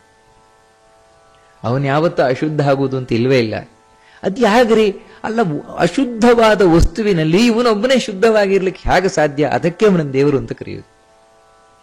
ಯಾರು ಎಲ್ಲ ಕಡೆಯೂ ಕೂಡ ದೋಷರಹಿತನಾಗಿರ್ತಾನೆ, ಯಾಕಂದ್ರೆ ಅದು ಅವನ ಅಚಿಂತ್ಯಾದ್ಭುತ ಶಕ್ತಿ. ಅದು ಹೇಗೆ ಅಂತ ಹೇಳಿದ್ರೆ ಅದಕ್ಕೊಂದು ಉದಾಹರಣೆ ಹೇಳ್ತಾರೆ. ಇದನ್ನೇ ಕೃಷ್ಣ ಭಗವದ್ಗೀತೆಯಲ್ಲಿ ಹೇಳ್ತಾನೆ, ಬಿಭರ್ತಿ ಅವ್ಯಯ ಈಶ್ವರ ಅಂತ. ಭಗವದ್ಗೀತೆಯಲ್ಲಿ ಒಂದು ಮನೆಗೆ ಬೆಂಕಿ ಬಿತ್ತು ಅಂತ ತಿಳ್ಕೊಳ್ಳಿ. ಮನೆಯೊಳಗೆ ಇಬ್ಬರಿದ್ದಾರೆ, ಇಬ್ಬರಲ್ಲಿ ಒಬ್ಬನಿಗೆ ಬೆಂಕಿ ಬಿದ್ದು ಸುಟ್ಟೋಗುವಾಗ್ತಾ ಇದೆ, ಇನ್ನೊಬ್ಬನಿಗೆ ಏನಾಗಲ್ಲ. ಬೆಂಕಿ ಎಷ್ಟು ಬಿದ್ದರೂ ಕೂಡ ಅವನಿಗೇನಾಗಲ್ಲ, ಚೆನ್ನಾಗೇ ಇದ್ದಾನೆ. ಯಾಕಾಗಿದ್ದಾನೆ? ಒಂದೇ ಮನೆಯಲ್ಲಿ ಇಬ್ಬರಿದ್ರು ಕೂಡ ಒಬ್ಬನ ಸುಟ್ಟು ಹೋಗ್ತಾ ಇದ್ದಾನೆ ಬೆಂಕಿಗೆ, ಇನ್ನೊಬ್ಬರಿಗೆ ಏನೋ ಆಗಿದೆ, ಆರಾಮಾಗಿದ್ದಾನಲ್ವ. ಅವಾಗ ನಾವೇನ್ ತಿಳ್ಕೊಳ್ತೇವೆ, ಇವನಲ್ಲಿ ಏನೋ ಸ್ಪೆಷಲ್ ಶಕ್ತಿ ಇದೆ. ಏನದು? ಅದೇ ಅಗ್ನಿಸ್ತಂಭನ ವಿದ್ಯೆ. ಅಗ್ನಿಯನ್ನ ತನ್ನ ಹತ್ತಿರ ಬರದ ಹಾಗೆ ಮಾಡಿಕೊಳ್ಳುವ ಶಕ್ತಿ ಇದೆ. ಅದೇನೊಬ್ಬ ನೀರಿನಲ್ಲಿ ಇಬ್ರು ಇಳಿದ್ರು, ಒಬ್ಬ ಮುಳುಗೆ ಹೋದ, ಒಬ್ಬ ನೀರಿನಲ್ಲಿ ಮುಳುಗಲೇ ಇಲ್ಲ, ನೀರಿನ ಮೇಲೆ ನಡ್ಕೊಂಡು ಹೋಗ್ತಾನೆ. ಅವಾಗ ಏನ್ ಹೇಳ್ತೇವೆ? ಅವನಲ್ಲಿ ಏನೋ ವಿಶೇಷ ಶಕ್ತಿ ಇದೆ, ಜಲಸ್ತಂಭನ ವಿದ್ಯೆ. ಅದರಿಂದಾಗಿ ಅವನು ನೀರಿನ ಮೇಲೆ ನಡ್ಕೊಂಡು ಹೋಗ್ತಾನೆ. ನೋಡಿ, ಈ ರೀತಿ ಸ್ಪೆಷಾಲಿಟಿ ಇದೆ. ಹಾಗೆಯೇ ದೇವರು ಪ್ರತಿಯೊಂದು ವಸ್ತುವಿನಲ್ಲಿ ಯಾವುದು ನೀವು ಕಷ್ಮಲವಾದ ವಸ್ತು ಅಂತ ಹೇಳ್ತೀರಿ, ಕೆಟ್ಟ ವಸ್ತು ಅಂತ ಹೇಳ್ತೀರಿ, ಅದರಲ್ಲಿ ದೇವರಿದ್ರು ಕೂಡ ಅದರ ಕೆಟ್ಟತನ ಏನಿದೆ ಅದು ದೇವರಿಗೆ ಸ್ವಲ್ಪವೂ ತಾಕದ ಹಾಗೆ ದೇವರು ನೋಡ್ಕೊಳ್ತಾನೆ. ಯಾಕಂದ್ರೆ ಆ ಶಕ್ತಿ ಇದೆ, ಅಚಿಂತ್ಯಾದ್ಭುತ ಶಕ್ತಿ. ಅದಕ್ಕೆ ಅವನನ್ನು ದೇವರು ಅಂತ ಕರೆಯುವುದು. ಎಲ್ಲ ಕಡೆಯೂ ಕೂಡ ಪರಿಶುದ್ಧನೇ ಆಗಿರುವವನು ದೇವರು. ಅಂತಹ ದೇವರನ್ನ ನಾನು ಶರಣು ಹೊಂದುತ್ತಾ ಇದ್ದೇನೆ. ಬಹಳ ಸುಂದರವಾಗಿ ಅಂದರೆ ದೇವರ ಗುಣಗಾನ ಅಂದ್ರೆ ಹೀಗೆ. ಆ ದೇವರನ್ನ ನೆನಪು ಮಾಡಿಕೊಳ್ತಾ ಇದ್ದಾನೆ. ಅಷ್ಟು ಮಾತ್ರ ಅಲ್ಲ, ನಾರಾಯಣ ಅಂತ ಅವನನ್ನು ಕರೀತಾರೆ. ಯಾಕೋಸ್ಕರ? ನಾರಾಯಣಂ ಗುಣನಿಧಾನಮನಂತ ವೀರ್ಯಂ ವೇದಾಂತ ಶುದ್ಧ ಮತಯ ಪ್ರಪಟಂತಿ ನಿತ್ಯಂ ಸಂಸಾರ ಸಾಗರಮನಂತ ಮಗಾಧ ದುರ್ಗಮುತ್ತಾರಣಾರ್ಥಮಖಲಂ ಅಖಿಲಂ ಶರಣಂ ಪ್ರಪದ್ಯೇ. ಆ ಭಗವಂತನಿಗೆ ಮತ್ತೆ ನಾನು ಶರಣು ಹೊಂದುತ್ತಾ ಇದ್ದೇನೆ. ಯಾರಿಗೆ? ನಾರಾಯಣನಿಗೆ. ಅಲ್ಲ, ಈ ನಾರಾಯಣ ಅಂತ ಹೇಳಿದ್ರೆ ಯಾಕೋಸ್ಕರ ನಾರಾಯಣ ಅಂತ ಇಟ್ರು? ಏನೋ ಗುರುತಿಸ್ಲಿಕ್ಕೆ, ಬೇರೆಯವರಿಂದ ನಮಗೆ ಪ್ರತ್ಯೇಕವಾಗಿ ಗೊತ್ತಾಗಬೇಕಲ್ವಾ? ಅದಕ್ಕೋಸ್ಕರ ನಾರಾಯಣ ನಾರಾಯಣ ಅಂತ ಕರೀತಾರೆ ಅವನನ್ನ. ಅಂದ್ರೆ ಅಲ್ಲ, ಏನು ವೇದವನ್ನು ತಿಳಿದಂತಹ ವಿದ್ವಾಂಸರಿದ್ದಾರೆ ಅವರು ನಾರಾಯಣ ಅಂತ ಹೇಳ್ತಾ ಇರೋದು. ನಾರಾಯಣ ಅನ್ನುವಂತಹದ್ದು ಹಾಗೆ ಹೀಗೆ ಅಲ್ಲ, ಅದು ವೇದ ಹೇಳಿದಂತಹ ಮಾತು. ವೇದ ದೇವರನ್ನ ಹಾಡಿ ಹೊಗಳುತ್ತಾ ಇರುವುದು ಯಾವ ರೀತಿ ಅಂತ ಹೇಳಿದ್ರೆ ನಾರಾಯಣ ಅಂತ. ಇದರಿಂದಾಗಿಯೇ ಮಧ್ವಾಚಾರ್ಯರು ತಮ್ಮ ಎಲ್ಲಾ ಗ್ರಂಥಗಳಲ್ಲಿ ಸ್ಪಷ್ಟವಾಗಿ ಪ್ರತಿಪಾದನೆ ಮಾಡುವುದೇ ಇದು. ಸಕಲ ವೇದಗಳ ಸಾರ ಏನು ಅಂತ ಹೇಳಿದ್ರೆ ನಾರಾಯಣ. ನಾರಾಯಣ ಅಂತ ಹೇಳಿದ್ರೆ ಏನರ್ಥ? ಸಕಲ ದೋಷ ವಿವರ್ಜಿತನಾದವ. ಸಕಲ ಗುಣಗಳಿಂದ ಪೂರ್ಣನಾದವ. ಇದೇ ನಾರಾಯಣ ಶಬ್ದದ ಅರ್ಥ. ಸಮಸ್ತ ವೇದಗಳು ಪ್ರತಿಪಾದನೆ ಮಾಡ್ತಾ ಇರುವುದು ಇದೇ ಅರ್ಥವನ್ನು. ಅದನ್ನು ಇಲ್ಲಿ ಹೇಳ್ತಾ ಇದ್ದಾರೆ. ನಾರಾಯಣಂ ಗುಣನಿಧಾನಂ. ಸಕಲ ಗುಣಗಳೇನಿದೆ ಆ ಗುಣಗಳ ಆಶ್ರಯ, ನಿಧಿ. ಗುಣಗಳ ನಿಧಿ ಅಂದ್ರೆ ಏನೇನ್ ಒಳ್ಳೆಯ ಗುಣಗಳಿದೆ ಅದೆಲ್ಲ ದೇವರಲ್ಲಿದೆ ಅಂತೆ. ಅದಕ್ಕೆ ಅವನನ್ನು ದೇವರು ಅಂತ ಕರೆಯುವುದು. ಬಹಳ ಸುಂದರವಾಗಿ ಒಂದು ಕಡೆ ಮಧ್ವಾಚಾರ್ಯರು ಹೇಳ್ತಾರೆ, ದೇವರು ಅಂತ ಹೇಳಿದ್ರೆ ಹೇಗೆ ಡಿಫೈನ್ ಮಾಡುವುದು? ದೇವರು ಅಂತ ಹೇಳಿದ್ರೆ ಹೇಗೆ ಹೇಳುವುದು? ಇಷ್ಟೇ ದೇವರ ಡೆಫಿನೇಷನ್ ಇಷ್ಟೇ. ಇಡೀ 14 ಲೋಕಗಳಲ್ಲಿ ಎಲ್ಲ ಕಡೆಯಲ್ಲೂ ಕೂಡ ಗುಣಪೂರ್ಣವಾದ ನಿರ್ದೋಷವಾದ ವಸ್ತು ಅಂತೊಂದಿದ್ರೆ ಅದೇ ದೇವರು ಅಂತ. ಗುಣಪೂರ್ಣವಾದ ಅಂದ್ರೆ ಏನೇನು ಗುಡ್ ಕ್ವಾಲಿಟೀಸ್, ಒಳ್ಳೆಯ ಗುಣಗಳು ಅಂತಿದೆ, ಆ ಒಳ್ಳೆಯ ಗುಣಗಳು ಪೂರ್ಣ ಪ್ರಮಾಣದಲ್ಲಿ ಪೂರ್ಣವಾಗಿ ಯಾರಲ್ಲಿ ಇದೆಯೋ, ಮತ್ತೆ ಹುಡುಕಿದ್ರೂ ಒಂದೇ ಒಂದು ದೋಷ ಎಳ್ಳಷ್ಟು ಒಂದು ಚೂರು ಕೂಡ ಯಾರಲ್ಲಿ ಇಲ್ವೋ ಅವನೇ ದೇವರು. ಇಂಥ ವ್ಯಕ್ತಿಯೇ ದೇವರು, ಅಂಥ ವಸ್ತುವೇ ದೇವರು. ನೋಡಿ, ಈ ಕಾರಣದಿಂದಲೇ ಈ ಗುಣ ರಾಮನಲ್ಲಿ ಕಾಣ್ತು. ಇಂಥ ಒಂದು ಕ್ವಾಲಿಟಿ, ಅದಕ್ಕೆ ರಾಮನನ್ನ ದೇವರು ಅಂತ ಹೇಳಿದ್ರು. ಕೃಷ್ಣನಲ್ಲಿ ಈ ಗುಣ ಕಾಣಿತು, ಅಂದ್ರೆ ಈ ಕ್ವಾಲಿಟಿ ಕಾಣಿಸ್ತು, ಅದಕ್ಕೋಸ್ಕರ ಕೃಷ್ಣನನ್ನ ದೇವರು ಅಂತ ಹೇಳಿದ್ರು. ಇಷ್ಟೇ ದೇವರು ಅಂತ ಹೇಳಿಕ್ ಮುಖ್ಯ ಬೇಕಾದದ್ದಿದೆ. ಅದರಿಂದಾಗಿ ಹೇಳ್ತಾರೆ, ಸಕಲ ವೇದಗಳು ದೇವರನ್ನು ಏನು ಅಂತ ಹೊಗಳುತ್ತಾ ಇದೆ? ನಾರಾಯಣ ಅಂತ ಹೊಗಳುತ್ತಾ ಇದೆ. ಅಂದ್ರೆ ಸಕಲ ಗುಣಗಳ ಆಶ್ರಯ. ನಮ್ಮ ಭಾಷೆಯಲ್ಲಿ ಹೇಳೋದಾದ್ರೆ ಏನಂದ್ರೆ, ದೇವರು ಅಂತ ಯಾರನ್ನು ಕರಿತೇವೆ ಅಂದ್ರೆ ತುಂಬಾ ಒಳ್ಳೆಯವನು ದೇವರು, ತುಂಬಾ ಒಳ್ಳೆಯವ. ಯಾಕೆ ತುಂಬಾ ಅಂತ ಯಾಕೆ ಎಳಿಬೇಕು ಅಂತ ಹೇಳಿದ್ರೆ, ಅವನಲ್ಲಿ ಇಲ್ಲದ ಒಂದು ಒಳ್ಳೆ ಗುಣ ಅಂತಾನೆ ಇಲ್ಲ. ದೇವರಲ್ಲಿ ಒಂದು ಒಳ್ಳೆ ಗುಣ ಇಲ್ಲ ಅಂದ್ರೆ ಅದು ಒಳ್ಳೆ ಗುಣ ಅಲ್ಲ ಅಂತಾನೆ ಅರ್ಥ. ಒಳ್ಳೆ ಗುಣ ಅಂತ ಆಗಿದ್ರೆ ಅದು ದೇವರಲ್ಲಿ ಇರಲೇಬೇಕು. ಇದನ್ನು ಭೂದೇವಿ ಬಹಳ ಚೆನ್ನಾಗಿ ಹೇಳ್ತಾಳೆ. ಧರ್ಮ ಎತ್ತಿನ ರೂಪದಲ್ಲಿ ಭಾಗವತದಲ್ಲಿ ಬರುವಂತಹದ್ದು. ಯಾಕಮ್ಮ ನೀನು ಅಳ್ತಾ ಇದೆಯಾ ಅಂತ ಭೂದೇವಿ ಹತ್ರ ಕೇಳಿದಾಗ ಹಸುವಿನ ರೂಪದಲ್ಲಿರುವ ಭೂದೇವಿ ಹೇಳ್ತಾಳೆ, ಕೃಷ್ಣ ಈ ಜಗತ್ತಿನಲ್ಲಿದ್ದ, ಅವನು ಇರುವವರೆಗೆ ಸಕಲ ಒಳ್ಳೆ ಗುಣಗಳು ಇಲ್ಲಿ ಎದ್ದಿ ಕಾಣಿಸ್ತಾ ಇತ್ತು. ಯಾಕಂದ್ರೆ ಅದರ ಮೂರ್ತಿಯೇ ಕೃಷ್ಣ. ಕೃಷ್ಣ ಹೋದ ಅಂದ್ರೆ ಆ ಎಲ್ಲಾ ಗುಣಗಳು ಹೊರಟೋಯ್ತು ಅಂತ. ಯಾಕಂದ್ರೆ ದೇವರು ಹೋದ ಅಂದ್ರೆ ಮತ್ತೆ ಎಲ್ಲಿ ಒಳ್ಳೆ ಗುಣ ಸಾಧ್ಯ? ಇದರಿಂದ ನಾವು ತಿಳ್ಕೊಳ್ಬೇಕಾದದ್ದೇನೆಂದ್ರೆ, ಯಾರೇ ಒಬ್ಬ ವ್ಯಕ್ತಿಯಲ್ಲಿ ದೇವರ ಸನ್ನಿಧಾನ ಇದೆ ಅಂದ್ರೆ ನಾವು ಕಂಡುಕೊಳ್ಳುವುದು ಯಾಕಂದ್ರೆ ಸದ್ಗುಣಗಳಿಂದ. ಅವನು ದೇವರ ಸನ್ನಿಧಾನದಿಂದ ತುಂಬಿದವನಾಗಿದ್ದಾನೆ ಅಂದ್ರೆ ಅವನಲ್ಲಿ ಒಂದಲ್ಲ ಎರಡಲ್ಲ ಸದ್ಗುಣಗಳಿರಲೇಬೇಕು. ಯಾಕಂದ್ರೆ ದೇವರು ಅಂದ್ರೆ ಸದ್ಗುಣಗಳ ಕಡಲವನು. ಈ ರೀತಿ ವೇದ ಹಾಡಿ ಹೊಗಳುತ್ತಾ ಇದೆ ಅಂತ ಹೇಳ್ತಾರೆ. ಅಷ್ಟು ಮಾತ್ರ ಅಲ್ಲ, ಅನಂತ ವೀರ್ಯಂ. ವೇದ ಇನ್ನೇನು ಹೇಳ್ತದೆ ಅಂತ ಹೇಳಿದ್ರೆ, ದೇವರು ಅಂತ ನಾವು ಯಾರನ್ನು ಕರಿತೇವೆ ಅಂದ್ರೆ ಎಣೆಯಿಲ್ಲದ ಸಾಮರ್ಥ್ಯವುಳ್ಳವ. ಅವನ ಸಾಮರ್ಥ್ಯಕ್ಕೆ ಎಣೆಯೇ ಇಲ್ಲ. ಅದಕ್ಕೆ ಅವನನ್ನು ದೇವರು ಅಂತ ನಾವು ಕರೆಯುವಂತಹದ್ದು. ಅಂತಹ ಭಗವಂತನನ್ನ ನಾನು ಆಶ್ರಯಿಸ್ತೇನೆ, ಶರಣು ಹೊಂದುತ್ತೇನೆ. ಯಾಕೋಸ್ಕರ ಶರಣು ಹೊಂದುತ್ತೇನೆ ಅಂತ ಹೇಳಿದ್ರೆ, ಈ ಸಂಸಾರ ಅಂತ ಏನಿದೆ, ಈ ಸಂಸಾರ ಅನ್ನುವುದು ಒಂದು ಸಾಗರ, ಸಮುದ್ರ. ಸಮುದ್ರಕ್ಕೆ ಯಾವ ರೀತಿ ಒಂದು ಕೊನೆ ಅಂತ ಕಾಣೋದಿಲ್ಲ, ಹಾಗೆ ಈ ಸಂಸಾರದಕ್ಕೆ ಒಂದು ಕೊನೆ ಅಂತ ಕಾಣೋದಿಲ್ಲ. ಅಂತಹ ಈ ಸಂಸಾರ ಸಾಗರದಲ್ಲಿ ಬಿದ್ದು ಒದ್ದಾಡ್ತಾ ಇರುವಂತಹ ನಾನು ಅದರಿಂದ ಮೇಲೆ ಬರಲಿಕ್ಕೆ ಆ ಭಗವಂತನನ್ನು ಆಶ್ರಯಿಸ್ತೇನೆ ಅಂತ ಬಹಳ ಸುಂದರವಾಗಿ ತಾನು ಹೇಳ್ತಾನೆ. ಅಷ್ಟು ಮಾತ್ರ ಅಲ್ಲ, ಏನು ಹೇಳ್ತಾನೆ, ಯುಕ್ತಂ ಸ್ವಯೋಗ ಕರಣೈ ಪರಮಾರ್ಥ ದೃಷ್ಟಿಂ ವಿಶ್ವಂ ಸ ಪಶ್ಯತಿ ಚರಾಚರಮೇವ ನಿತ್ಯಂ ಪಶ್ಯಂತಿ ನೈವ ಯಮಿಹಾಥ ಸುಪಾಪಲೋಕಾಸ್ತಂ ಕೇಶವಂ ಶರಣಮೇವ ಮುಪೈತಿ ನಿತ್ಯಂ. ಯಾರು ಪ್ರತಿದಿನವೂ ಪ್ರತಿ ಕ್ಷಣವೂ ಇಡೀ ಜಗತ್ತನ್ನ ನೋಡ್ತಾ ಇದ್ದಾನೆ, ಸಹ ಪಶ್ಯತಿ ಚರಾಚರಮೇವ ನಿತ್ಯಂ, ನಿತ್ಯವೂ ಪ್ರತಿಯೊಂದನ್ನು ನೋಡ್ತಾ ಇದ್ದಾನೆ. ದೇವರು ಹೇಗೆ ನೋಡ್ತಾ ಇದ್ದಾನೆ? ಒಂದು ಕಣ್ಣಲ್ಲಲ್ಲ, ಎರಡು ಕಣ್ಣಲ್ಲಲ್ಲ, ವಿಶ್ವತಶ್ಚಕ್ಷುರುತ ವಿಶ್ವತೋ ಮುಖ ಅಂತ ಅನಂತ ಕಣ್ಣಿನಿಂದ ನಮ್ಮನ್ನು ನೋಡ್ತಾ ಇದ್ದಾನಂತೆ ದೇವರು. ನೋಡಿ, ಅದರಿಂದಾಗಿಯೇ ಯಾರು ದೇವರ ಭಕ್ತ ಇದ್ದಾನೆ ಅವನು ಯಾವತ್ತು ಕಪಟ, ಮೋಸ, ವಂಚನೆ ಇವುಗಳನ್ನ ಮಾಡ್ಲಿಕ್ಕೆ ಹೋಗೋಲ್ಲ. ಕಾರಣ ಅಂದ್ರೆ ಮಾಡ್ಲಿಕ್ಕೆ ಆಗೋಲ್ಲ ಅವನಿಗೆ. ಕಪಟ, ವಂಚನೆ, ಮೋಸ ಅಂದ್ರೇನು? ಇನ್ನೊಬ್ಬರನ್ನ ನಾವು ವಂಚಿಸುವುದು, ಇನ್ನೊಬ್ಬರಿಗೆ ಕಣ್ಣಿಗೆ ಕಾಣದ ಹಾಗೆ ಮಾಡುವಂತ ತಾನೆ. ಹೌದು, ಎಲ್ಲರ ಕಣ್ಣಿಗೆ ನಾವು ಮಣ್ಣೆರ್ಚಬಹುದು, ಆದರೆ ದೇವರ ಕಣ್ಣಿಗೆ ಮಣ್ಣೆರ್ಚಿಕ್ ಸಾಧ್ಯ ಉಂಟ? ಎಲ್ಲಾ ಕಡೆ ಇರುವವ, ಎಲ್ಲವನ್ನ ನೋಡ್ತಾ ಇರುವವ. ಅಲ್ಲಿ ಎಲ್ಲವನ್ನ ನೋಡ್ತಾ ಇರುವವನು ಅಂತ ಹೇಳ್ತೀರಾ, ಎಲ್ಲಾ ಕಡೆ ಇರುವವನು ಅಂತ ಹೇಳ್ತೀರಾ, ಎಲ್ಲವನ್ನ ರಕ್ಷಣೆ ಮಾಡುವವನು ಅಂತ ಇಷ್ಟೆಲ್ಲ ಹೇಳ್ತಿರಲ್ಲ, ಯಾಕೆ ಆ ದೇವ್ರು ನಮಗೆ ಕಾಣೋಲ್ಲ? ನಮಗೊಂಚೂರು ಕಂಡುಬಿಟ್ರೆ ಇಷ್ಟೆಲ್ಲ ವಿವರಣೆ ಕೊಡುವ ಅವಶ್ಯಕತೆಯೇ ಇಲ್ವಲ್ಲ ಅಂತ ಹೇಳಿದ್ರೆ ಬಹಳ ಸುಂದರವಾಗಿ ಸುವ್ರತ ಹೇಳ್ತಾನೆ, ಪಶ್ಯಂತಿ ನೈವಯಂ. ಹೌದು, ಆ ದೇವರನ್ನು ಇಲ್ಲಿ ಯಾರು ನೋಡುವುದಿಲ್ಲ ಅಂತ ಹೇಳ್ತಾರೆ. ದೇವರು ಎಲ್ಲರನ್ನ ನೋಡ್ತಾ ಇದ್ದಾನೆ, ಆದರೆ ಯಾರು ಆ ದೇವರನ್ನು ನೋಡಲ್ಲ. ನೋಡಿ, ಇಲ್ಲಿ ನಾವು ತಿಳ್ಕೊಳ್ಬೇಕಾದದ್ದೇನೆಂದ್ರೆ ದೇವರು ಕಾಣೋಲ್ಲ ಅಂತ ಹೇಳಲ್ಲ ಸುಬ್ರತ. ದೇವರು ಯಾರಿಗೂ ಕಾಣೋಲ್ಲ ಅಂತ ಹೇಳಲ್ಲ. ಮತ್ತೇನೆಂದ್ರೆ ಯಾರು ದೇವರನ್ನು ನೋಡಲ್ಲ ಅಂತ ಹೇಳ್ತಾನೆ.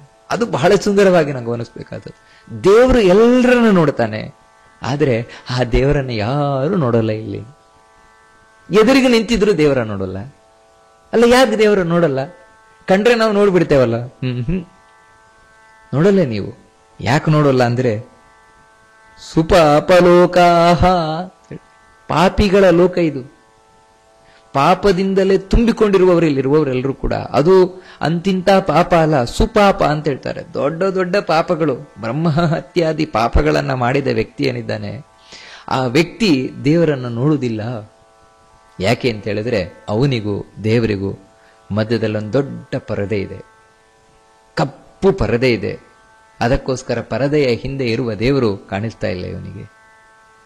ಯಾವ ಪರದೆ? ಅದೇ ಪಾಪದ ಪರದೆ. ನಾವೇನು ಪಾಪ ಮಾಡ್ತೇವೆ ಆ ಪಾಪವೇ ನಮಗೂ ದೇವರಿಗೂ ಅಡ್ಡಿ ಇರುವಂತಹದ್ದು. ಈ ಪಾಪದ ಪರದೆ ಎಷ್ಟು ದಪ್ಪ ದಪ್ಪ ದಪ್ಪ ಆಗ್ತಾ ಹೋಗ್ತದೆ, ಅಷ್ಟು ದೇವರಿಂದ ನಾವು ದೂರ ದೂರ ದೂರ ಆಗ್ತಾ ಹೋಗ್ತೇವೆ. ಕಡೆಗೆ ಯಾವಾಗ ಇವನು ನಾಸ್ತಿಕ ಆಗುತ್ತಾನೆ ಅಂತ ಹೇಳಿದ್ರೆ ಮಹಾಪಾಪಿಷ್ಟ ಆದಾಗ. ಯಾರು ಮಹಾಪಾಪಿ ಇದ್ದಾನೆ ಅವನಿಗೆ ದೇವರೇ ಇದ್ದಾನೆ ಇಲ್ವೋ, ದೇವರು ಇಲ್ವೇ ಇಲ್ಲ, ಈ ರೀತಿ. ಇನ್ನು ನಮ್ಮಂಥವರಿಗೆ ದೇವರು ಇದ್ದಾನೆ ಇಲ್ವೋ ಡೌಟು. ಈ ಡೌಟಿಗೂ ಕಾರಣ ಏನಂದ್ರೆ ಪಾಪದ ಪರದೆ ಇದೆ, ಆದ್ರೆ ಅಷ್ಟು ದಪ್ಪ ಇಲ್ಲ, ಅದಕ್ಕೋಸ್ಕರ ಡೌಟು. ಯಾವಾಗ ಈ ಪಾಪದ ಪರದೆ ತೆಳ್ಳಗೆ ತೆಳ್ಳಗೆ ತೆಳ್ಳಗೆ ಆಗ್ತಾ ಹೋಗ್ತದೆ, ಆಗ ದೇವರ ಬಗ್ಗೆ ನಂಬಿಕೆ ಬರ್ತಾ ಹೋಗ್ತದೆ. ಯಾವಾಗ ಪಾಪವನ್ನು ಆದಷ್ಟು ಕಳ್ಕೊಳ್ತೇವೆ ನೋಡಿ, ಆಗ ದೇವರ ಅನುಭವ ಬರ್ತದೆ. ದೇವರಿದ್ದಾನೆ ಅಂತ 1000 ಉಪನ್ಯಾಸ ಕೇಳಿದ್ರೂ ನಮಗೆ ಕನ್ಫರ್ಮ್ ಆಗೋಲ್ಲ. 1000 ಬಾರಿ ನಾನು ಹೇಳಿದ್ರು ನನಗೆ ಅದು ನಿಶ್ಚಯ ಆಗೋಲ್ಲ, ಕನ್ಫರ್ಮ್ ಆಗೋಲ್ಲ. ಯಾವಾಗ ನನ್ನ ಜೀವನದಲ್ಲಿ ದೇವರ ಇರುವಿಕೆಯ ಅನುಭವ ಆಯ್ತು, ಆಗ ಮಾತ್ರ ಗೊತ್ತಾಗ್ತದೆ, ಓ ದೇವರಿದ್ದಾನೆ ದೇವರಿದ್ದಾನೆ. ಅದು ಹೇಗೆ ಗೊತ್ತಾಗಬೇಕು? ಅದಕ್ಕಾಗಿ ಆದಷ್ಟು ಪಾಪದಿಂದ ದೂರ ಆಗಬೇಕು. ನೋಡಿ, ಈ ಕಾರಣದಿಂದಲೇ ಶಾಸ್ತ್ರಗಳು ವೇದಗಳು ಹೇಳುವುದೇ ಇದನ್ನು ಮಾಡಬೇಡಿ, ಇದನ್ನು ಮಾಡಿ, ಇದನ್ನು ಮಾಡಬೇಡಿ. ಯಾಕೆ ಇದನ್ನು ಮಾಡಬೇಡಿ ಅಂತ ಹೇಳ್ತಾರೆ ಅಂದ್ರೆ ಅದನ್ನು ಮಾಡಿದ್ರೆ ನೀವು ಪಾಪ ಅಂಟುಕೊಳ್ಳುತ್ತದೆ.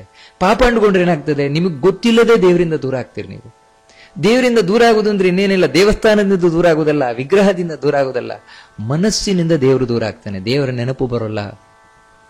ಒಬ್ಬ ಪಾಪಿಯಾದವ ಎಷ್ಟೇ ದೇವರ ಬಗ್ಗೆ ಕೇಳಿದ್ರೂ ಕೂಡ ಕೇಳ್ತಾನವನು, ಕೇಳಿದ್ಮೇಲೆ ಮರೆತು ಬಿಡ್ತಾನೆ. ದೇವರ ನೆನಪೇ ಬರೋಲ್ಲ ಅವನಿಗೆ. ಎಷ್ಟು ಕೇಳಿದ್ರು ದೇವ್ರ ನೆನಪೇ ಆಗೋಲ್ಲ ಅವನಿಗೆ. ಎಲ್ಲಿವರೆಗೆ ಅಂದ್ರೆ ದೇವ್ರ ಪೂಜೆ ಮಾಡ್ಬೇಕಾದ್ರೂ ದೇವ್ರ ನೆನಪಾಗೋಲ್ಲ. ಮತ್ತೆ ಹೆಂಡತಿ ಮಕ್ಕಳು ನೆನಪಾಗ್ತಾ ಇರ್ತಾರೆ, ಅಥವಾ ಬೇರೆ ಯಾವುದೋ ನೆನಪಾಗ್ತಾ ಇರ್ತದೆ. ಇದಕ್ಕೇನ್ ಕಾರಣ? ದೇವಸ್ಥಾನಕ್ಕೆ ಹೋದ್ರೆ ದೇವ್ರ ನೆನಪಾಗೋಲ್ಲ, ದೇವ್ರ ಮಂತ್ರ ಹೇಳ್ಬೇಕಾದ್ರೂ ದೇವ್ರ ನೆನಪಾಗೋಲ್ಲ, ಬೇತೇನೇನೋ ನೆನಪಾಗ್ತಾ ಇರ್ತದಲ್ವ, ಎಲ್ಲೆಲ್ಲೋ ಮನಸ್ಸು ಓಡ್ತಾ ಇರ್ತದಲ್ವಾ. ನಿನಗೆ ಪಾಪ ಅಷ್ಟು ಗಟ್ಟಿ ಇದೆ. ಪಾಪ ಅಷ್ಟು ಗಟ್ಟಿ ಇರುವುದರಿಂದ ದೇವರ ಬಗ್ಗೆ ಒಂದು ಚೂರು ಮನಸ್ಸು ನಿಲ್ಲಿಗೆ ಬಿಡೋಲ್ಲ. ನೋಡಿ, ಪಾಪ ನಮ್ಮನ್ನು ಅಟ್ಯಾಕ್ ಮಾಡುವುದೇ ಅಲ್ಲಿ. ಮನಸ್ಸಿನಲ್ಲಿ ನಿಮಗೆ ಸ್ವಲ್ಪವೂ ದೇವರ ಚಿಂತನೆ ಬರದಾಗ ಮಾಡಿಬಿಡ್ತದೆ. ಹೊರಗಿಂದ ಇವನ್ನ ಎಷ್ಟೇ ಕೇಳಿ, ಒಂದು ಕಿವಿಯಿಂದ ಕೇಳಿ ಇನ್ನೊಂದು ಕಿವಿಯಿಂದ ಹೋಗ್ತಾ ಇರ್ತದೆ. ಅದಕ್ಕಾಗಿಯೇ ಈ ಪಾಪಿಯಾದ ಪ್ರಪಂಚ ಎದುರಿನಲ್ಲಿರುವ ದೇವರನ್ನ ಕಾಣ್ತಾ ಇಲ್ಲ. ದೇವರು ಎದುರೇ ನಿಂತಿದ್ದಾನೆ, ಆದ್ರೂ ಕಾಣ್ತಾ ಇಲ್ಲ. ಇದು ಯಾಕೋಸ್ಕರ ಅಂತ ಹೇಳಿದ್ರೆ ಅಷ್ಟು ಪಾಪ ಗಟ್ಟಿಯಾಗಿ ಅಂಟ್ಕೊಂಡ್ಬಿಟ್ಟಿದೆ. ಯಾರು ಪುಣ್ಯಾತ್ಮರಿದ್ದಾರೆ ಅವರು ಮಾತ್ರ ಪಾಪವನ್ನ ಕಳ್ಕೊಂಡವರು ಪುಣ್ಯಾತ್ಮರು ಎದುರಿನಲ್ಲಿರುವ ದೇವರನ್ನ ತಾವು ಕಾಣ್ತಾರೆ, ದೇವರ ಅನುಭವವನ್ನ ಪಡಿತಾರೆ ಅಂತ ಹೇಳಿ ಅಂತಹ ಭಗವಂತನಿಗೆ ನಾನು ಶರಣನ್ನು ಹೊಂದುತ್ತಾ ಇದ್ದೇನೆ ಅಂತ ಹೇಳ್ತಾ ತಾನು ಕೈಯಿಂದ ತಾಳವನ್ನ ತಡ್ತಾ ಭಗವಂತನನ್ನು ಹಾಡುತ್ತಾನಂತೆ, ಹೊಗಳುತ್ತಾನಂತೆ, ಕುಣಿತಾನಂತೆ. ಆ ಸೂರತ ಅಂದ್ರೆ ಅಂಥ ದೊಡ್ಡ ಭಗವದ್ಭಕ್ತ. ಇದೇ ದೇವರ ಅನುಗ್ರಹ. ಅಂದ್ರೆ ನೋಡಿ, ಸೋಮಶರ್ಮ ಸುಮನ ದಂಪತಿಗಳೇನಿದ್ದಾರೆ, ನಮಗೆ ಒಳ್ಳೆ ಮಗ ಬೇಕು ಅಂತ ತಪಸ್ಸು ಮಾಡಿ ಬಯಸಿದ ಮಗ ಇವನು. ಆದ್ರೆ ಇಂಥ ಒಬ್ಬ ಮಗನಿಗೆ ತಪಸ್ಸು ಮಾಡ್ಬೇಕಾ ಅಂತ ನೀವು ಕೇಳಬಹುದು. ನೋಡಿ, ಮಕ್ಕಳು ಹುಟ್ಟಬಹುದು, ಅಪ್ಪ ಅಮ್ಮನನ್ನು ನೋಡ್ಕೊಳ್ಳಿಕ್ಕೆ ಒಳ್ಳೆ ಮಕ್ಕಳು ಇರಬಹುದು, ಆದರೆ ಭಗವದ್ಭಕ್ತರಾದ ಮಕ್ಕಳು ಸಿಗುವುದು ಬಹಳ ಕಷ್ಟ. ಯಾಕಂತ ಹೇಳಿದ್ರೆ ಭಗವದ್ಭಕ್ತಿ ಇದ್ದಾಗ ಅವರು ಕೇವಲ ತಮ್ಮನ್ನ ಮಾತ್ರ ಅಲ್ಲ, ತಮ್ಮ ಅಪ್ಪ ಅಮ್ಮನನ್ನ ಮಾತ್ರ ಅಲ್ಲ, ಇಡೀ ಕುಲವನ್ನೇ ಉದ್ಧಾರ ಮಾಡುವಂತಹ ಮಕ್ಕಳಾಗಿರ್ತಾರೆ ಅವರು. ಶಾಶ್ವತವಾಗಿ ತಮ್ಮ ಕೀರ್ತಿಯನ್ನು ಇಲ್ಲಿ ಉಳಿಸು ಹೋಗುವ ಮಕ್ಕಳಾಗ್ತಾರೆ ಅವರು. ಅದಕ್ಕೋಸ್ಕರವೇ ಅಂಥ ಮಗ ಇವನು ಸುವ್ರತ. ಅಮ್ಮ ಕರಿತಾಳಂತೆ ಊಟಕ್ಕೆ, ಮಗು ಊಟಕ್ಕೆ ಬಾ ಅಂತ ಕರಿತಾಳಂತೆ. ಊಟಕ್ಕೆ ಬರ್ತಾನಂತೆ, ಕೂತ್ಕೊಳ್ತಾನಂತೆ. ಕೂತು ಅನ್ನವನ್ನ ನೋಡಿದರೆ ಅನ್ನದಲ್ಲಿ ದೇವರು ಕಾಣುತ್ತಾನಂತೆ ಅವನಿಗೆ. ನೋಡಿ, ಬಹಳ ಸುಂದರವಾಗಿ ಭೋಜನಾಸನ ರೂಢ ಮಿಷ್ಟಮನ್ನಂ ಪ್ರಪಶ್ಯತಿ ಇದಮನ್ನಂ ಸ್ವಯಂ ವಿಷ್ಣು. ಭಗವಂತ ಸಾಕ್ಷಾತ್ತಾಗಿ ನೆಲೆಸಿದ್ದಾನೆ ಅನ್ನದಲ್ಲಿ ಅಂತ ತಿಳ್ಕೊಳ್ತಾನಂತೆ. ಇದು ಬರೀ ಮಾತಲ್ಲ.